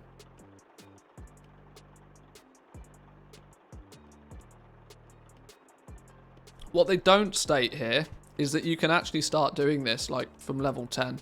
And this is the thing, like you can actually quite comfortably level through island expeditions. You're going to have a problem that it's not going to drop gear. So actually questing, unless you are 100% fully kitted out in heirlooms, you're going to have the problem that you don't get gear from island expeditions. But the experience alone seemed to be pretty competitive to dungeon farming or questing. Obviously, the downside of dungeon farming is that unless you're a tank or a healer, you obviously have got queue times. If you can solo island expeditions, no queue times. So if it's comparable on experience, it's like DPSs are probably going to look to level through island expeditions or questing, whichever they so prefer. Lowered the amount of players required to queue for normal Battle of Stromgarde and Battle for Darkshore Warfronts to 5, was 15. I think because of my BFA multi-boxing days, I think I've actually got all of the achievements and everything that I ever wanted from the Warfronts. I think I'm in a position where I never ever have to touch a Warfront ever again, which is a nice position to be in because they were not the best content for sure. But no, leveling island expeditions, that could be good. That could be good. Right, generalized items and rewards then. Let's take a little bit of a look. There's going to be some hidden gems in here, I can tell. Players now only need to complete Breaching the Tomb on one character per account to begin the Legion class mount quests on the Broken Shore. Each character must still complete their class hall campaign, complete the quests, and recruit their final Order Hall champion. I think I got all of the class mounts. I can't remember, but I think I got them all. I mean, I said earlier that it was that period in Legion where I wasn't really playing all that heavily, because I missed the Mage Tower madness. But I do think I did enough through Legion to get most of the class mounts. I can't remember though. Either way, it means if I do choose to go back and get some of the stuff I'm missing, it's going to be easier. It's 2 expansions old. It should be easier. But that's good to know. You can now show off your complete transmog outfit to chat or online by easily sharing a link to it in the dressing room. Players are going to be able to mouse over the items to see how they can be collected, if they've already collected that appearance, or if it's an appearance that is accessible to the character viewing it. Oh, that's quite cool. For those that care about transmog, I imagine that's quite cool. Let's not get logged out. Yeah, sure. This might be quite handy for, you know, if you see somebody with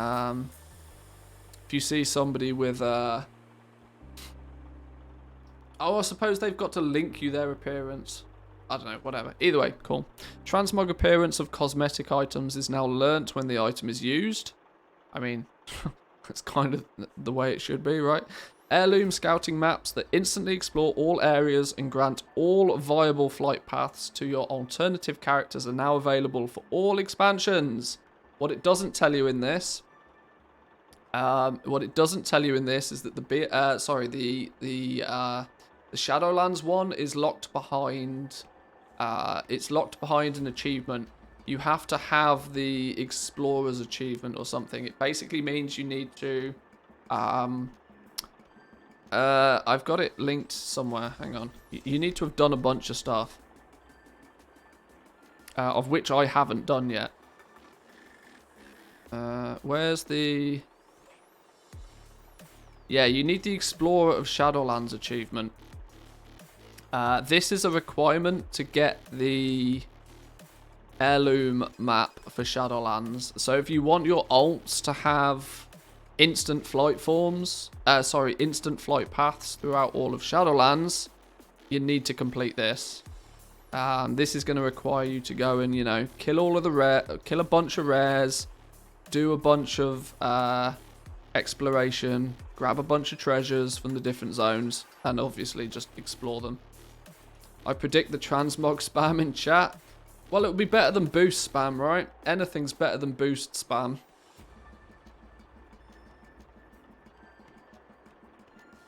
Hashtag transmog sells. We'll see. We'll see.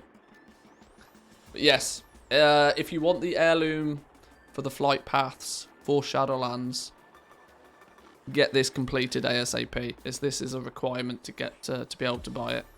I still need to do a couple of them. Adventures of Revendreth, Adventures of Ardenweld, Treasures of Revendreth, and Treasures of Bastion. The 4 that I need to finish off. It doesn't require the Treasures of Corthia, which is interesting, so you don't have to worry too much about that. But the basic 4 zones, you need to have spent some time in those. With flying now, though, this is pretty simple and quick and easy to do, especially if your character's reasonably geared. You can just face roll all of this pretty easily.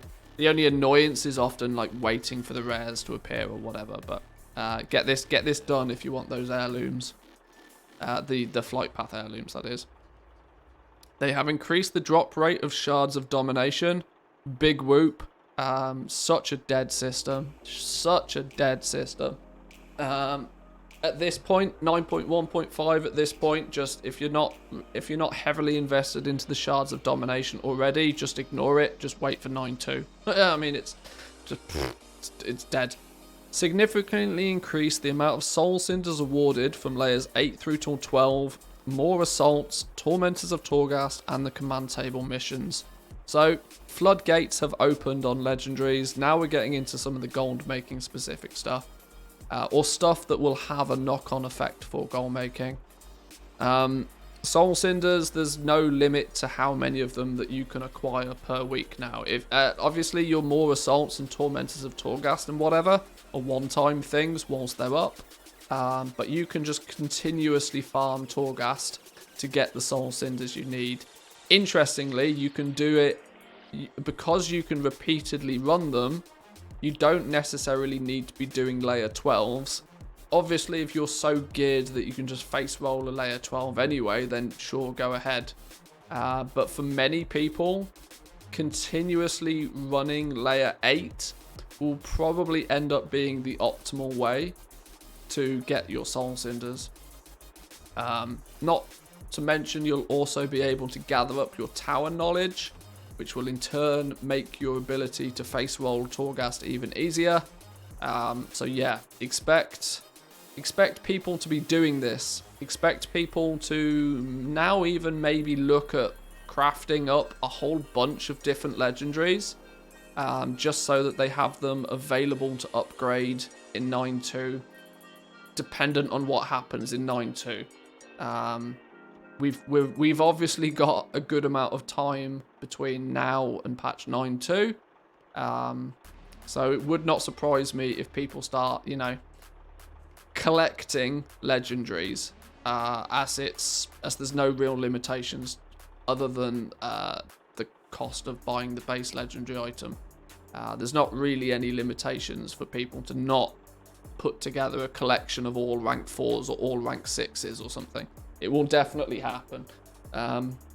Anybody that's even remotely competitive, once we start getting information about patch 9.2, will probably start farming Torghast to get Soul Cinders en masse.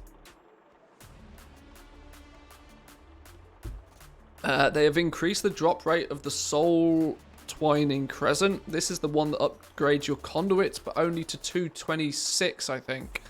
So good for alts. Mains are probably already way past that anyway. Duchess Minx in Corthia. She's the Death's Advance Quartermaster. Now sells versions of Corthian armaments that create a piece of gear for a specific slot. This is going to be cool for the alts, for sure. If you have any spare resources kicking about, what's it, Stygia? If you have any spare resource, you can cherry pick exactly which Corthian armaments you want now, rather than them being random. Kind of handy. Acquire a Tagrosh in the Ouroboros Hall of Curiosities. Now sells a gateway control shard that lets you activate the nearest demonic gateway. Okay, so it just gives you the ability to keybind clicking on a gateway, I guess, rather than actually having to click on it. Cool. Kind of clever. The Heirloom Broker, located in Ouroboros next to the Flight Master, sells the following bind on account items. Note: bind on account. Eternal Heirloom Armor Casing and Eternal Heirloom Scabbard. A new rank of heirloom gear has been added, and all heirloom gear is now available in Shadowlands. So get to upgrading your heirlooms. They've reduced the cost of these as well, for reference. These were really quite expensive. They're still not cheap, but a token or two, a token's worth of gold now should probably give you the ability to upgrade all of your heirlooms, whereas previously it was a lot of gold. The Broken Mark of Distinction. Characters who reach Renown 80 can purchase this item and use it on an alt to instantly grant that alt 40 Renown. Cannot be used above 40. So, nice, halfway catch up for your alts.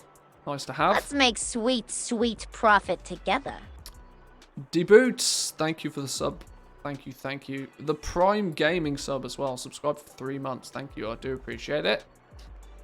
In Hectic Mythic Raid, the targeting of the demonic gateway has been a problem for quite a while, to the point where it's more or less mandatory to have a macro to cover it.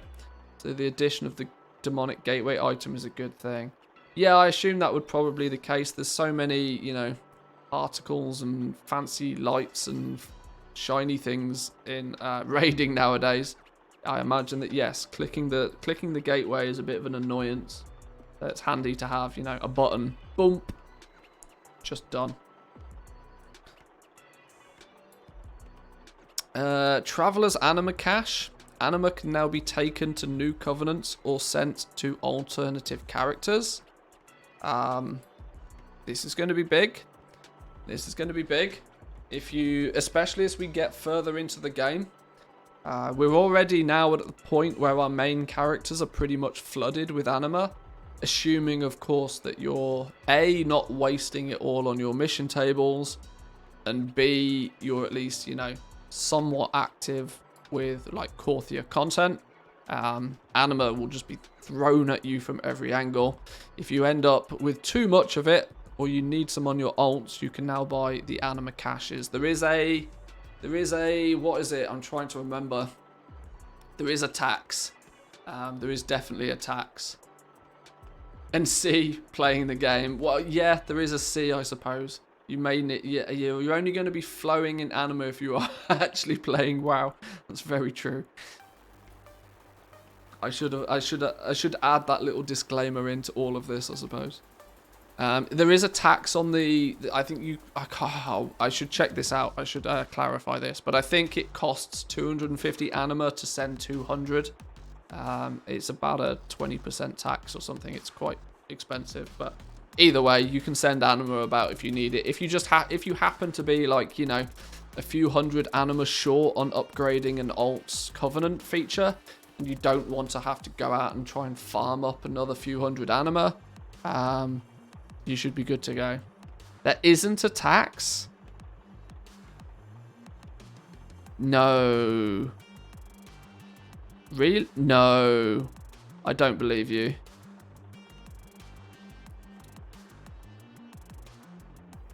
There is no way. There's no way that they will freely allow you to transfer anima from A to B. No way. Do I need to investigate this? That's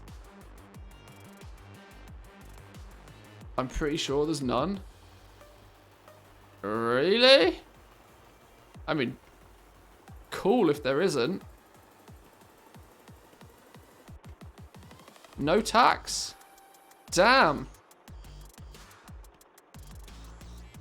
It's a 1-to-1 transfer. Well, there we go. There we go. Blizzard Neusters. Blizzard of Neusters. Well then, what? Okay, sure. Oh, there is some. There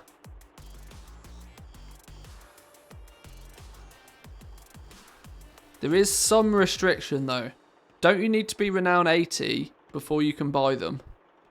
There's definitely some restriction. If it's not a tax, there's another restriction somewhere. I know the Broker's Mark of Distinction. You have to be renown 80.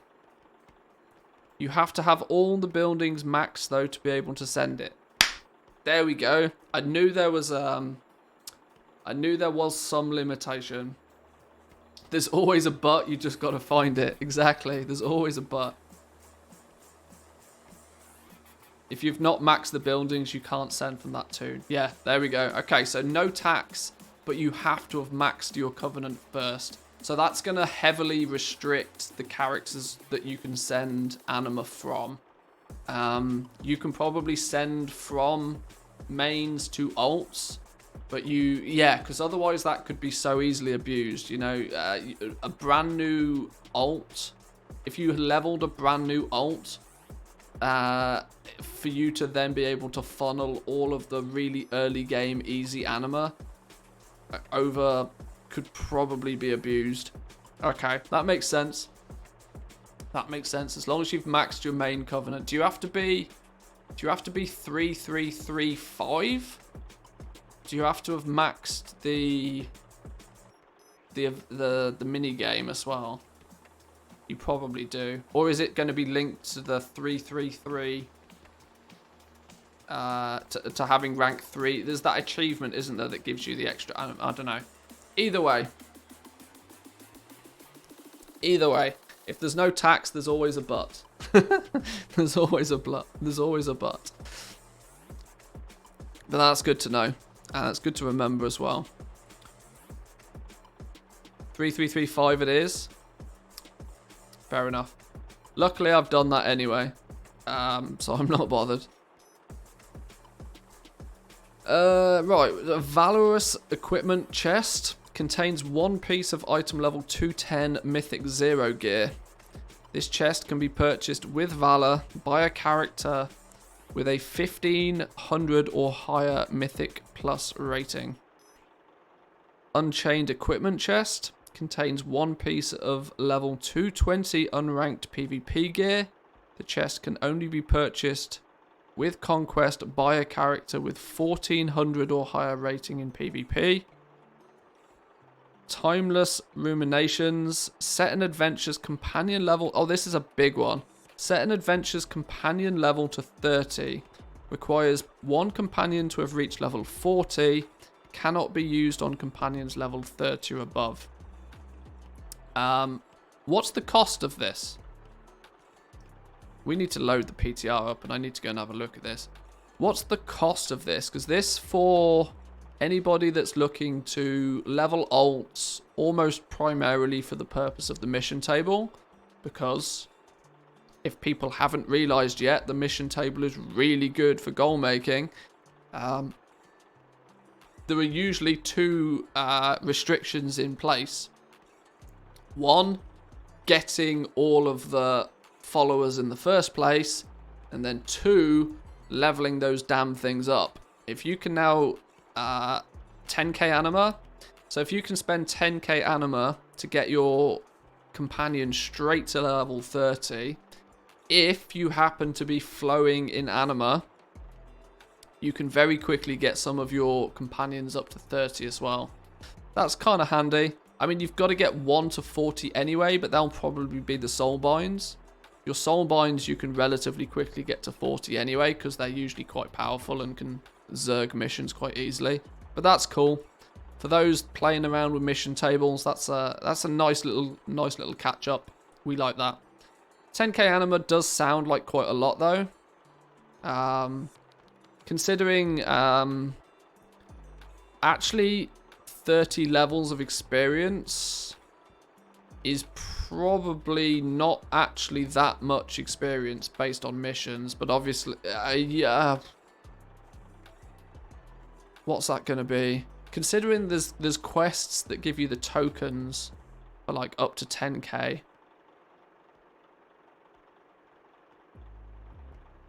Stupid cost, and it boosts them just the easy bit. 50 to 60 is the nasty bit. Yeah, 50 to 60 is the pain. That bit's gross. But you've got the flip side is that you don't need your companions at 60. Them being level 60 is just an eventuality. Most companions at level 50 plus can solo missions by themselves. So by that point, you know, it's just send them out. They'll eventually hit 60 anyway, and it's just, you know, a nice to have. Once you get them to 50, the 30 to 50 grind is where you kind of need to be a little bit, you know, you got to think. How many do I need to send and whatever, but when they hit 50, bang, they just face roll everything. At least now. If they add more missions in 9.2, it may start to get to the point where they can't face roll the missions until they're 60, but got them all at 60 now, just stacking the 10k XP tokens for the future. Yeah, just holding on to those is probably not a bad idea, because we will obviously get new followers in 9.2. It's almost guaranteed, and any new followers having a stack of 10k experience tokens is a good position to be in. There are 6 new cosmetic boots available in the Trial of Style. Whoopty frig. These boots have a unique look for races that don't normally wear shoes and can be purchased with the Trial of the Style tokens. Alright, Mechanome's going to have shoes nowadays. Newly created characters now start with new armor. The old armor will be available to obtain in a future update. People were worried about this. People were very worried about this, that the starter sets were going to disappear forever. Hopefully they're going to bring them back in some way. So you're not going to miss out on your starter sets if you know, are so inclined. A very, very small slither of the player base cares about this, but those that care a lot. So this is good to see. But new armor sets for new characters, quite cool. Pandarians, Goblins, Worgens, allied races, Death Knights, Demon Hunters, and Monks will be keeping their original unique armor. Well, that makes sense, right? Because these are the newly added races. With, well, I mean, Pandarians are not new by any means, but they're not the default originals. So, fixed an issue where the Feast of Gluttonous Hedonism and the surprisingly palatable feast could not be consumed in time walking dungeons. Huh. Didn't even know that was a thing. Maybe we'll see some more feast sales. Who knows? Corthia and the Maw then. How are they going to make Corthia and the Maw more manageable? Unlock access to additional fast travel options from Venari's Refuge to Peridician Hold and Desmoteran within the Maw. Oh! Does this mean we might be able to get to the world boss without running from hours through mobs that want to kill you? That's handy. Definitely agree with that. Completing quests from the Archivist Rosor will provide access to an anima diverter within Corthia where anima can be directly deposited. No need to go back to your Covenant Sanctum to deposit all of your anima tokens anymore. Good. Now you will stay in Corthia. You will not leave Corthia. They really want to lock you down. They might as well just put up some invisible walls. You are not, once you enter Corthia, you are not leaving. You are stuck there forever. You can get to the world boss, but you have to unlock or do the skip stuff. For the Corthia, for the horror thing still hurts you. Fair enough. Mission tables will make you leave Corthia. That is true. That is true. You are going to want to every 4 hours or less than that, because once you've leveled up your mission table, they go down to like, what's it, 20% quicker or something, 30% quicker. So it's less. Every 3 and a bit hours, you probably want to go back to your mission table available from Corthia. Big brain. Big brain. Love that. That's a big brain play. Happily see that for sure. Just use the Battle.net app. But that means you got to log out. You got to log out before the app will let you use it. And if you're logging out, then go do something else. But true. True. The Oribos minimap now displays the portal to Corthia. I didn't realise it didn't. Okay. Archivist's Codex reputation. I'm still not. I'm still only... I think I'm still rank 4. It's really bad. I think I'm still rank 4 with the Archivist Codex, or tier 4, whatever you want to call it. The research reports, the item upgrades, and the treaties items, bonus drops in 9.0 content, are now available for purchase account-wide if a character on their account has reached the appropriate reputation tier. Okay, cool. Remember in Legion they added a mission table to the Vindicar ship for the 7. That's true, actually. They did. You're right. You're right, they did. Complete Shaping Fate by the mission table. Could do.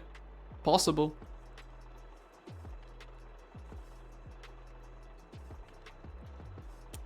Players at tier 6 can now purchase research reports, relic examination techniques, sorry.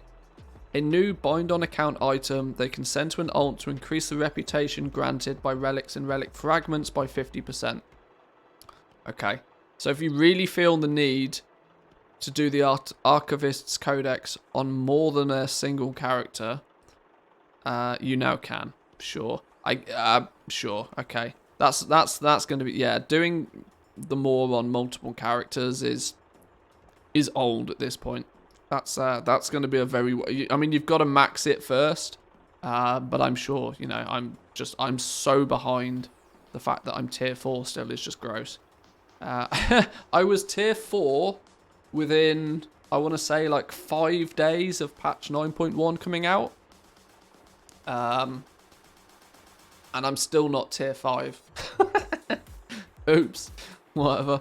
The quest, Relic Efficiency, that is offered at tier 4 now also increases the average numbers of relics that will show up as bonus drops from rares and treasures, as well as how many relics show up on daily quests and in weekly reward chests. This is in addition to the current reward of a 20% chance to receive double the normal fragments. Okay, so once you hit tier 4, which can arguably be done very quickly, if you know where to go and get the one-time treasures from, you can get tier 4 like really quickly. You can get tier 3 in a day. Tier 4 then takes a couple of days grinding.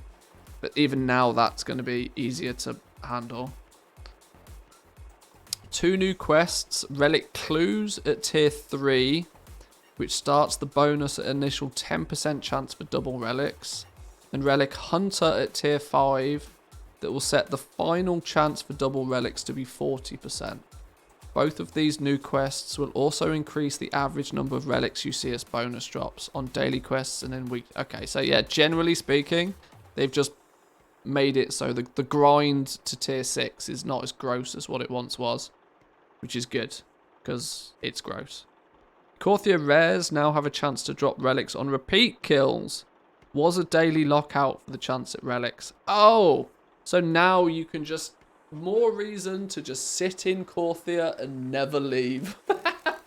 Thanks, Blizzard. That's exactly what we wanted. Now I don't have to leave Corthia because I can deposit my anima straight away. Now I'm going to be incentivized to just stand in Corthia and repeatedly kill the rares. Great. Excellent. That's exactly what we wanted. More relic carrying enemies can be found in Corthia with the all-seeing crystal. So more purple dudes. More purple dudes repeatedly killing rares. Which are the fast respawning rares then? You've got Croak the Bloke. Croak the Bloke, obviously on the days where he spawns, respawns relatively quickly. And because he's a big dude, you know people will just sit in a raid and camp the crap out of him. Because he pops up every 10 minutes or something.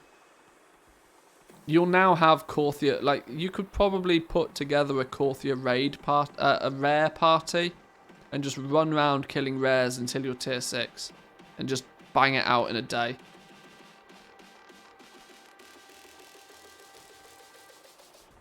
Bang it out in a day, just get it done. We might have to do that relatively soon, as to not be tier 6 by this point is a bit gross. Okay, cool. Corthia Rifts. A new weekly quest, Lost Research, will be available to characters who have tier 4 with the codex, or on alts with a tier 4 character on that account. This new quest will direct players into the Corthian Rift and reward a large amount of Archivix Codex reputation and catalogued research. Oh, this is good. See, one thing that they never did was they never really told people that you should be doing the rifts. Even though there's not a lot to do in the rifts, there's only like the 4 chests. There's the couple of rares that you have to go into the rift to get the rare. There's not a lot to do in the rifts, but even still, the game never really told you that you should be doing the rifts even. So I guess having an actual quest makes sense, and then you get more out of it. Yeah, nice little quality of life. The enemies in the Corthian Rifts now also drop stolen relic fragments and a chance at relics. More reason to be doing the rifts then. We might go back to doing some daily rifts for a few days then, I guess, just to get Corthia, you know, get that box ticked before 9.2. Get it complete. That makes sense. Pet battles, of all the things to get some changes. What do we before we move on, what do we think about Corthia though? Are we happy with these changes? Does it make any difference to any of your lives whatsoever? Am I the only one that's not tier 6 with the Archivist Codex at this point? Love the changes. I mean, they're generally just speeding things up a little bit. It's not directly skips, just, you know, a smoother, quicker path to tier 6, I think is good. If you're not tier 6 by this point, it means that you can get tier 6 and quote unquote complete the content before 9.2 very easily. Good changes for sure. Yeah, I agree. I'm happy to see these changes, definitely. I think I was tier 5. Yeah, I think I'm very high tier 4. I'm almost tier 5, but sure. We need the ability to send excess research to our alts. That would be smart. Yeah, I guess. Once you are... But then I suppose there's lots of stuff to spend it on when you are... unless you really have min-maxed the crap out of it. Good for the Paragon grind.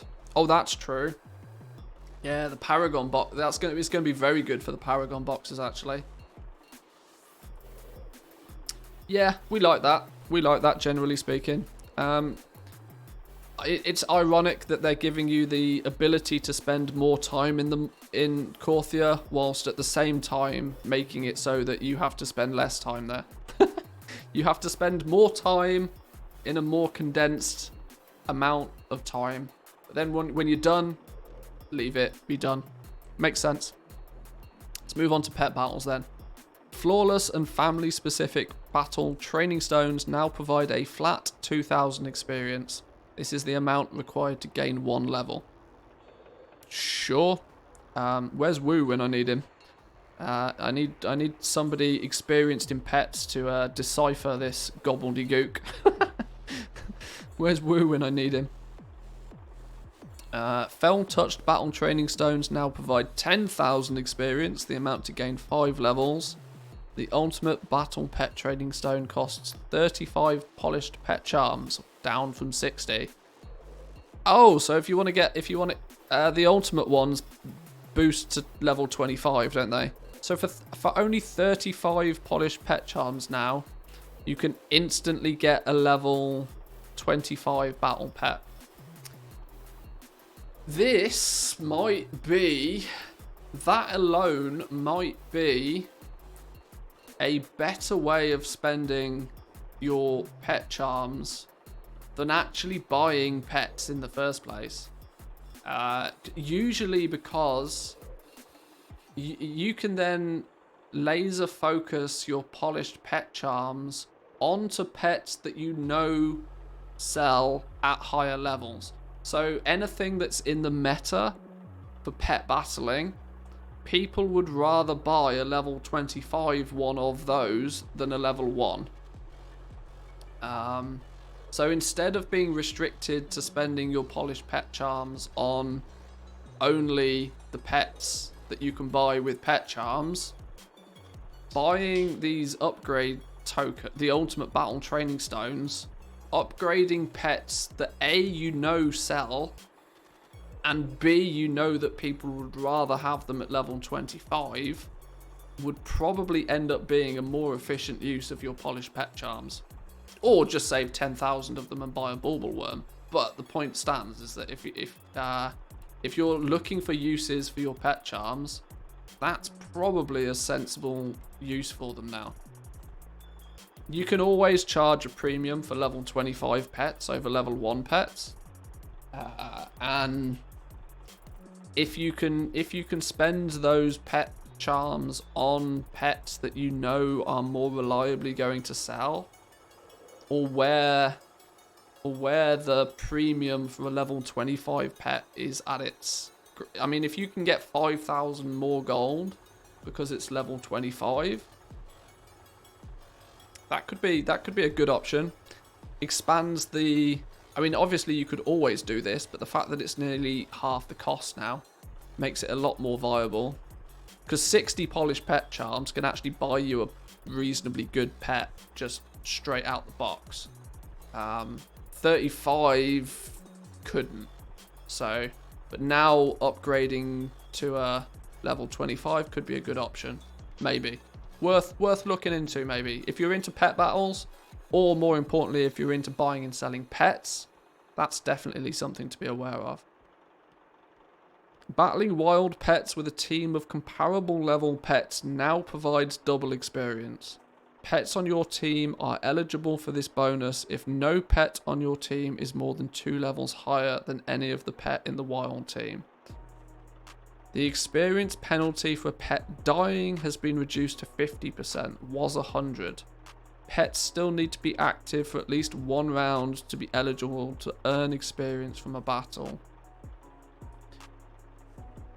See, naturally, leveling up pets seems like such an awkward way of doing it when for 35 pet charms you can instantly do it. See, I don't know how long it actually, like in reality, how long it take. Now, let's exclude like Super Squirt Day. Just generally leveling up pets. Just wait for Squirt Day. Well, yeah, that's excluding that, you know, very, very small window of opportunity. Surely it's easier to get 35 polished pet charms than it is to... You can level up your pets at the same time as leveling alts. Yeah, I suppose maybe. Actually, in a really gross way, leveling up alts through pet battles is a really, really optimal way of leveling, but...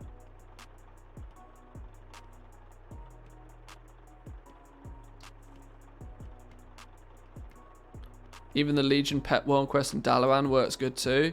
Yeah, there's lots of little ways to level up alts with pets.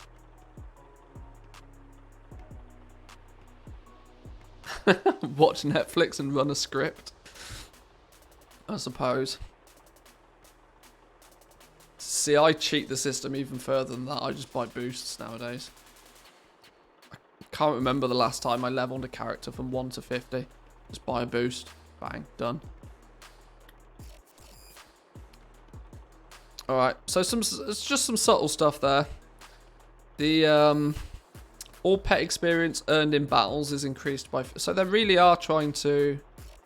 I wonder why this is. It seems odd to me because... Is there even a... Do people competitively do pet battles? I mean, is that a thing? Like... I mean, I'm sure it is, but you don't see it. It's more hidden than bloody Moonguard. I'm sure there's probably plenty of people that do it. You just don't see or hear about it. Preparation for the pet battle app. Yeah. Yes. Pet battle app. I think it's a coming. Memes aside, it is already known that Blizzard are working on at least 2 World of Warcraft related mobile apps. My guess would be a pet battle app, because why the fuck not?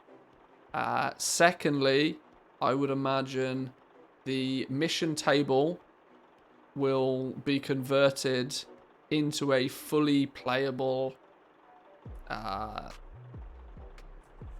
Raid Shadow Legends style mobile game. Mainly because the mobile market is just gross in terms of everything is free to play, but the amount of money in mobile apps is disgusting. And, you know, Blizzard want in on that. 1,350 unique pets. Woo, that's a lot. That's a lot. I'd have more than that if people didn't delete all my pets. I would.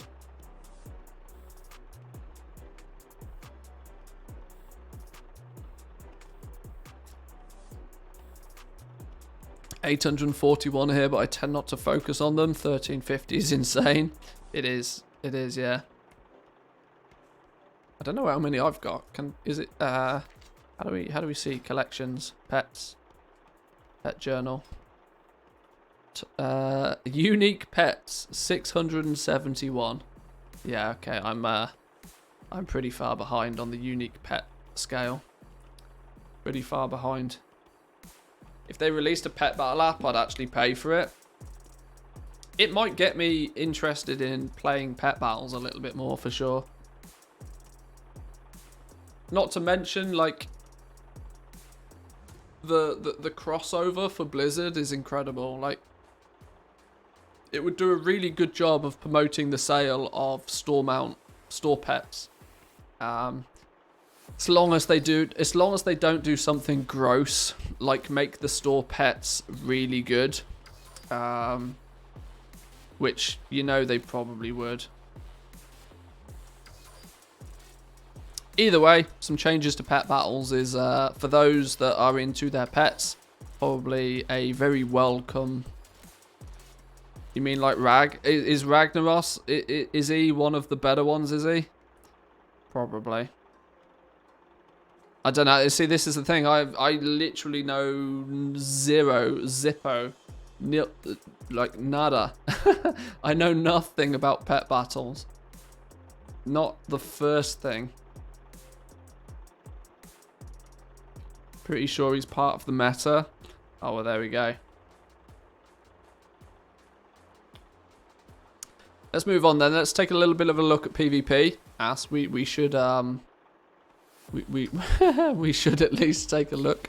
Lower item level PvP gear will now scale to a higher item level in PvP situations than before. This should reduce the power level gap so that new characters can feel like they are able to compete in battlegrounds and arenas more readily. This change will not affect high item level PvP gear. Additionally, PvP ranks and item level ranks have been added to provide a more granular upgrade path for players climbing up the ranks. Now, I'm not as big into PvP as I used to. I used to play a lot of PvP. But nowadays, not so much. And I permanently live by the theory that the main attraction to PvP for most players is being able to shit on noobs. Like, to go into a battleground, to go into an arena, and just dumpster somebody. That's where people get their fun from. This is why I think normalizing gear in PvP will never happen. Because if you remove the ability for somebody to be considerably more powerful, it removes the attraction of the content for a lot of players in the first place. And I guess it's finding that middle ground, I guess, between making it attractive enough for new players to get into it and still allowing the people that are fully geared to absolutely dumpster somebody. Obviously, the days of just globaling somebody are long gone, but the theory still stands that you want to be fully geared and you just want to shred through a brand new player to PvP. But at the same time, you don't want that new player to turn around and go, well, fuck this. This is never happening. While we're talking about PvP, remember it's Comp Stomp this coming reset. It's Comp Stomp coming back again. We've literally only just had Comp Stomp. That might be a cheeky way to get Renown 80 on your alts, though. What was it? How long did Comp Stomp take? It was like 4 minutes. 4 minutes per renown or something. Like 20, something ridiculous, like 20 renown an hour.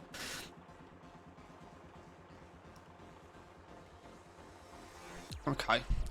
But so, item level 220 in PvP will be 233. So there's still 26 item level difference between being fresh and being decked out. Sure. Okay. That hopefully will still be enough for there to be enough of a power gap that it's attractive to these people. Meh, sure. Day of the Dead and anniversary event soon too. It's going to be a busy November. You might be right, actually. The calendar's probably pretty chock-a-block, actually, for November. That's probably, dare I say it, maybe a good thing then that Legion Time Walking is not till December. If there's plenty of stuff to do this month in-game already, then I suppose it's okay.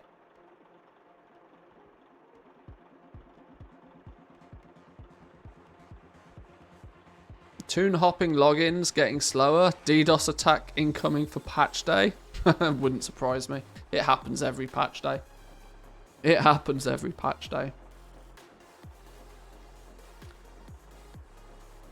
What else have they changed to the PvP system then? Honor cost to upgrade unrated gear reduced by around 25%. I guess we're mid-season, right? So I guess they want people that are just stepping in now to be able to catch up a little bit faster. The following toys can no longer be used in battlegrounds. Oh, no more Piccolos. Oh, what a shame. Incapacitate from Pandarian racial ability, Quaking Palm now breaks to absorb. See, I don't know any of... There are lots of words there, none of which mean anything to me. Fixed an issue that prevents Horde from winning Isle of Crusade with reinforcements from destroying an Alliance gate. What we what we should do is just take this bit. That's all we need. Like, get rid of this end bit. We don't need that end bit. This is all we need. This is the fix that everybody wants. We'll just leave it there. Just hold fire. Fixed an issue that prevented Horde from winning. That'll do. God damn, those 3 Alliance players preventing the Horde from winning. How dare they? How dare they?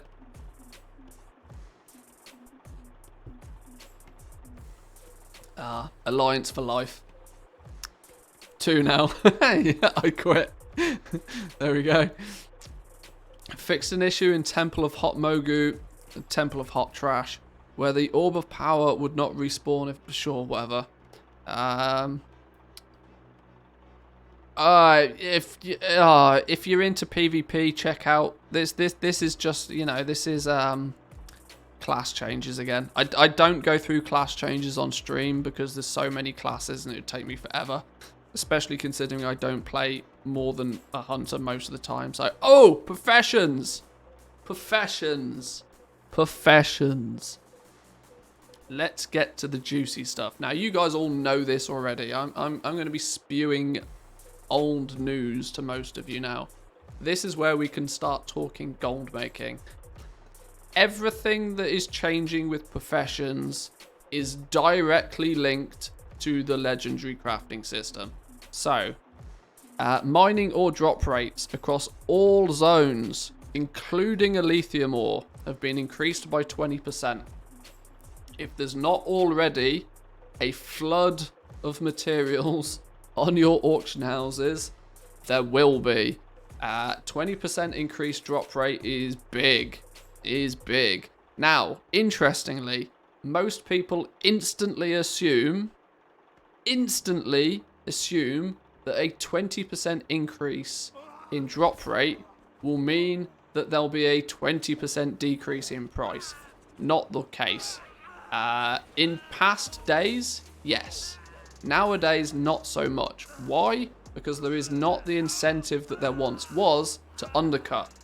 Yeah, NPCs are getting ganked. I can hear them, yeah. There will just be more ore available, and it won't necessarily be cheaper. This will mean one of 2 things, though. If you do not have your crafting factory up and running, dig out that druid, make sure you have flying, and go do some mining in the next few days. Mining in the next few days is going to be very, very good for gold making, because you're going to be getting 20% more for the exact same amount of effort. A large percentage of players don't know how percentages work. 90% of all statistics are made up. Yes. Yes, you're right. But mining in the next few days is going to be very profitable. People won't catch on to this. They won't have read the patch notes. They won't be aware of this. Especially considering in the next few days, we're likely to see a spike in demand for legendaries, meaning those crafters are going to be restocking. Those crafters are going to know what their prices are, and they're going to be willing to pay the same price as what they already were, because they're making profit on top. So if you are a farmer, if you want some quick and easy gold in the next few days, go do some mining. Don't feel the need to run through the moor for Elythium ore. Go do some mining anywhere. Get your druid out, go do some flying, go do some mining. It's at this point I would love to point you in the direction of some really good quality mining guides, but I've not made any.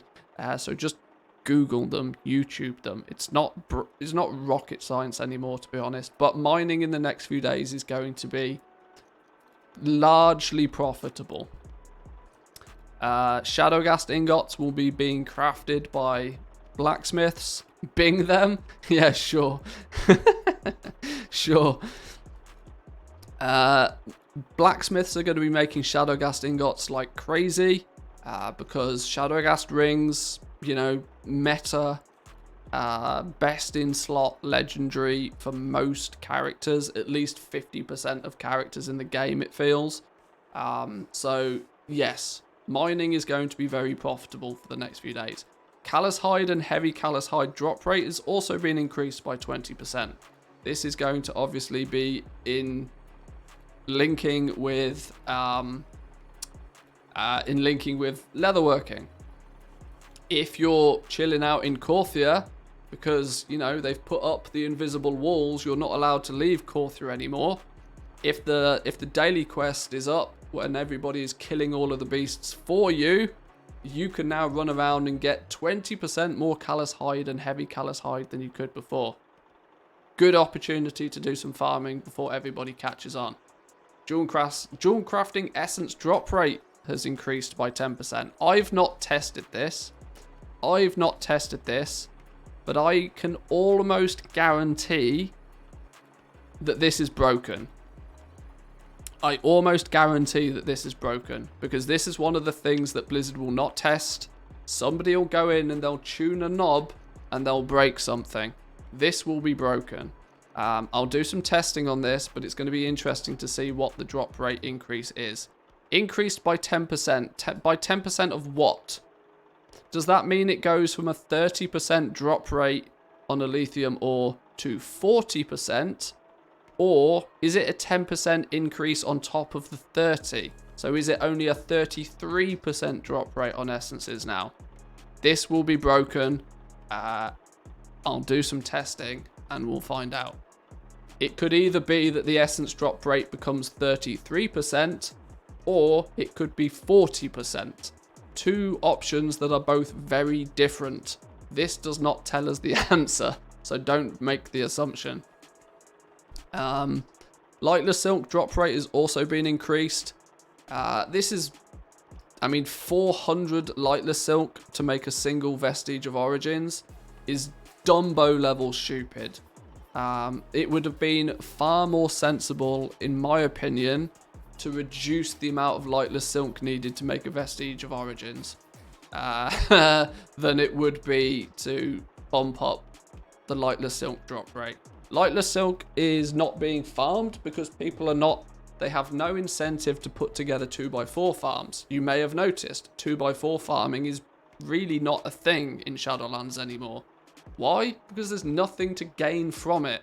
There are no world drop mounts in Shadowlands, and the 190 BOEs are at this point pretty much useless.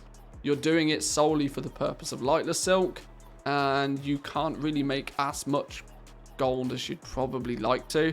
This increase in Lightless Silk drop rate, though, may incentivize a few 2x4 farms in the upcoming weeks. That's assuming you can find 8 people. I'll leave the sentence right there. It's assuming you can find 8 people.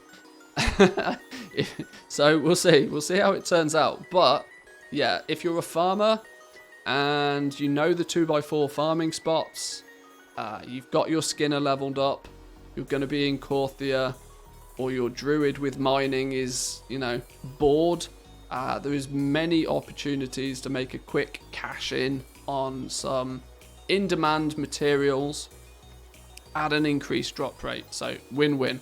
Win-win for farmers for the next few days. Definitely. What else have we got then? We're drawing in on the end of these, I think. So we have some quest changes. Alts can now choose to skip the introductory Shadowlands quest line that takes place in the Moor by speaking to High Inquisitor Whitemane or Nazgrim after accepting the quest Shadowlands A Chilling Summons. Please note, to be able to enable the skip, you will need to have logged on to a level 60 character that has completed it. So yeah, don't log straight onto your alts and expect to be able to do the skip. You need to have, something needs to be registered somewhere on your account that you've already done it once by logging onto a high level character. For those who have already begun it, Jaina Proudmoore in the cave will offer you the ability to skip the rest of the quest line. Fixed an issue where Chief Murgut would not spawn during the Ashenvale quest, King of the Foul World. Sure, bug fix. Bug fix. More intro skip, gone. We will not be doing the more intro ever again. Unless, of course, you choose to do it because it's actually really bloody good for experience. It's literally the fastest level that you will obtain in Shadowlands. Especially now running through doing it with heirlooms. And especially the fact that you can mount up whilst doing it. Although you can skip it, there's still good reason to do it. Even though it's hella annoying. I get it. Rune carving. The rune carver will now offer to destroy an existing legendary item and return all of the soul ash and soul cinders that were spent to create the item. This alone is going to be why this reset will be very, very good for legendary sales. Because there are many people out there that at some point during Shadowlands will have switched their legendary. They will have switched to either a different slot or a different legendary power completely, and they will have a legendary that they don't care for. That legendary, they will probably learn about this, and they will probably take it to the rune carver, and they will probably scrap it to get the soul ash or soul cinders. In doing so, they will then realise that they're only a few Torghast runs away from being able to create a shiny new rank 6 legendary. Which will mean that they will need to buy a base item. And, you know, where are they going to get that base item from? Probably the auction house. So this is going to be a change that will heavily incentivize more people to create more legendaries, meaning that they will need more base legendary items. So GG legendary crafters. Gonna do it on my monk today, so I have another 6 toons ready for the new leveling in TG and bonus areas. All the other 11 have done them all. 1 on Alliance 2. Hashtag Yuck Alliance. Yeah. It's if you're looking to do some leveling, then you can skip them all if you wish, but it is really good for experience. But from a legendary perspective, yes. Scrap your old legendaries, get the soul ash, got the souls. You don't get the base legendary item back. That's the thing. That's the one thing that you lose out of you lose the base item and you lose the missives. You're going to need to buy those again. But you do get your soul ash and soul cinders back. Now, I imagine there's not many people that have got rank 5s and 6 legendaries that they want to scrap. Not right now. Later in the patch, closer to 9.2, when we understand what's going to be happening in 9.2, we might see people scrapping rank 5s and 6s. But we're talking, you know, very short term. In the next few days, people will be scrapping probably rank 4s to get the soul ash back. They will then be able to just churn through Torghast a few times, get the soul, if they don't already have the soul cinders, that is. To then very, very, very quickly be able to create a brand new shiny rank 5 or rank 6. So, could be good. The drop rate of the rune carving recipes found in dungeons have been increased to 100% on all difficulties. That should probably be rune carving powers, not necessarily recipes. But either way, yes, if you're still missing some of the powers, if they come from a dungeon, they're 100% drop chance now. Nice. Threads of Fate. Let's talk about leveling again a little bit more. We've just been talking about the more intro skip. Threads of Fate is having some significant changes by the looks of things. Offers a Torghast Tower of the Damned daily quest for experience and soul ash. So even whilst leveling your characters, you can start working towards that legendary, getting your materials in order. It is a daily quest, so I don't think you're going to be leveling 50 to 60 solely through Torghast. Although, I've not tested, if you can get, you know, a level per day, this puts it in line similar to that of like the Legion invasions. For those that remember the Legion invasions late in Legion, where you'd literally just log on to your alt once a day, do the invasion. It was like 3 world quests. You could bang it out in literally 5 minutes, and you gained almost a level of experience by doing it, which meant that, you know, after 10 days, boom, you've got a max level character. Job done. Torghast Tower, the Damned daily quest through Threads of Fate could be similar, although I'm not sure quite how much experience the daily quest is going to give you.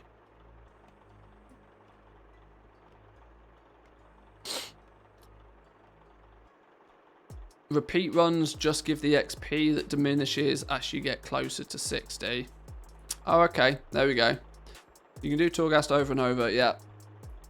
So you probably, for the first few levels, it might be quite an effective way of leveling up, but sure. PvP Battlegrounds daily quest for experience and gear. Bonus objectives are now significantly shorter and reward renown. See, this is a weird one, right? Because you're going to be able to get to renown 40, like, instantly. So this renown that you gain from the bonus objectives doesn't matter, because you'll ding 60 and you'll be able to just boom renown 40 really quickly anyway. Threads of Fate zone objectives now reward higher item level gear and anima. Handy for sure. Leveling is just much quicker. This is now the point. I was expecting this not to be a thing until patch 9.2, but we're now at the point where I will probably start leveling my alts. Combination of things, both leveling my alts, because I like to have one of every class at max level, even if I don't really play anything but my hunter, I still like to have those characters at max level. Secondly, if you're rolling characters on other servers, for the purpose of, you know, just building up your gold making empire, leveling now is going to be really quick. Really quick. You can get the 40 renown before 60, so get that first, and then any renown whilst leveling is on top from bonus areas, etc. You can get 40 renown before 60, so get that first. Then any renown whilst leveling is on top. I'm not sure I understand. The boost, because there's the boost to 40 renown, but I thought you had to be 60 for that. Where was it? This dude. Characters who reach renown 80 can purchase this and use it on an alternative character to instantly grant them 40 renown. Cannot be used above 40 renown. So you can only cheese the first 40. If you can, like, I mean, if you can use this on a level 50 character, that would be big, but I think you have to be 60 to use this. Is my understanding. We can always check, though. Where do we go? Repeatedly completing wings now awards the full amount of soul ash, up from 20%. So, I mean, in theory, the floodgates were open on soul ash before, but it was still a grind to get that extra soul ash. Now you just get 100% soul ash and 100% soul cinders whenever you complete a level of Torghast. So just do Torghast lots of times and you win. So let's say you have a level 55, you get the 40 renown boost for them. Then the 55 goes leveling, doing bonuses, and gets 41, 42, etc. So when you hit 60, you'll be a lot higher renown. I don't think you can use the 40 renown boost until you're 60, though. I think that's the flaw in the plan. But it might be worth testing. It might be worth testing. I would assume that you'd have to be 60 to use that plus 40 renown. It's designs, although you might, yeah, because it does kind of diminish any of your efforts from gaining renown during leveling. I don't know. It's a weird one. It's one that probably needs a little bit of a look at for sure.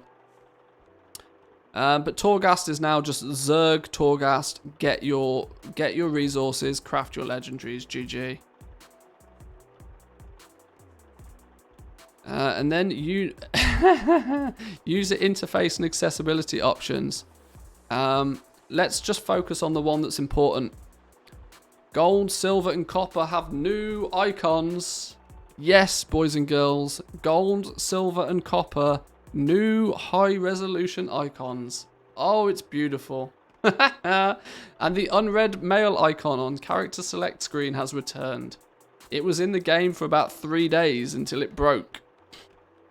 This was meant to be a Shadowlands thing. It's now back. If you have mail on a character, you'll see it on the character select screen. You won't need to log on to the character to find out. Kind of handy for, you know, log out, quickly see if any of your bank characters have sold anything. Handy. Real handy. Apart from that, user interface and accessibility things is just little things. New default backpack art. You see, it's just little things that nobody cares about. Well, there we go. That was the patch notes. I think we're about ready. Obviously, it's not a content patch. Obviously, there's not a huge amount of like significant changes, but it does mean that anything that you've not, you know, completed 9.1 content-wise is now much quicker and easier. Corthia is going to be, I'm not going to say it's a breeze, but it's significantly less grindy. You don't even need to leave Corthia. They seem to want to hold you down pretty tight to Corthia. In a few weeks' time, we obviously get Legion Time Walking. That's going to be quite cool. And the Mage Tower to go with. I would imagine in the next couple of weeks, we're going to see a lot of people leveling new characters. We should also point out that if people are leveling alts for the purpose of doing Time Walking, there's a very strong possibility that those new characters are going to want to buy legendaries as well.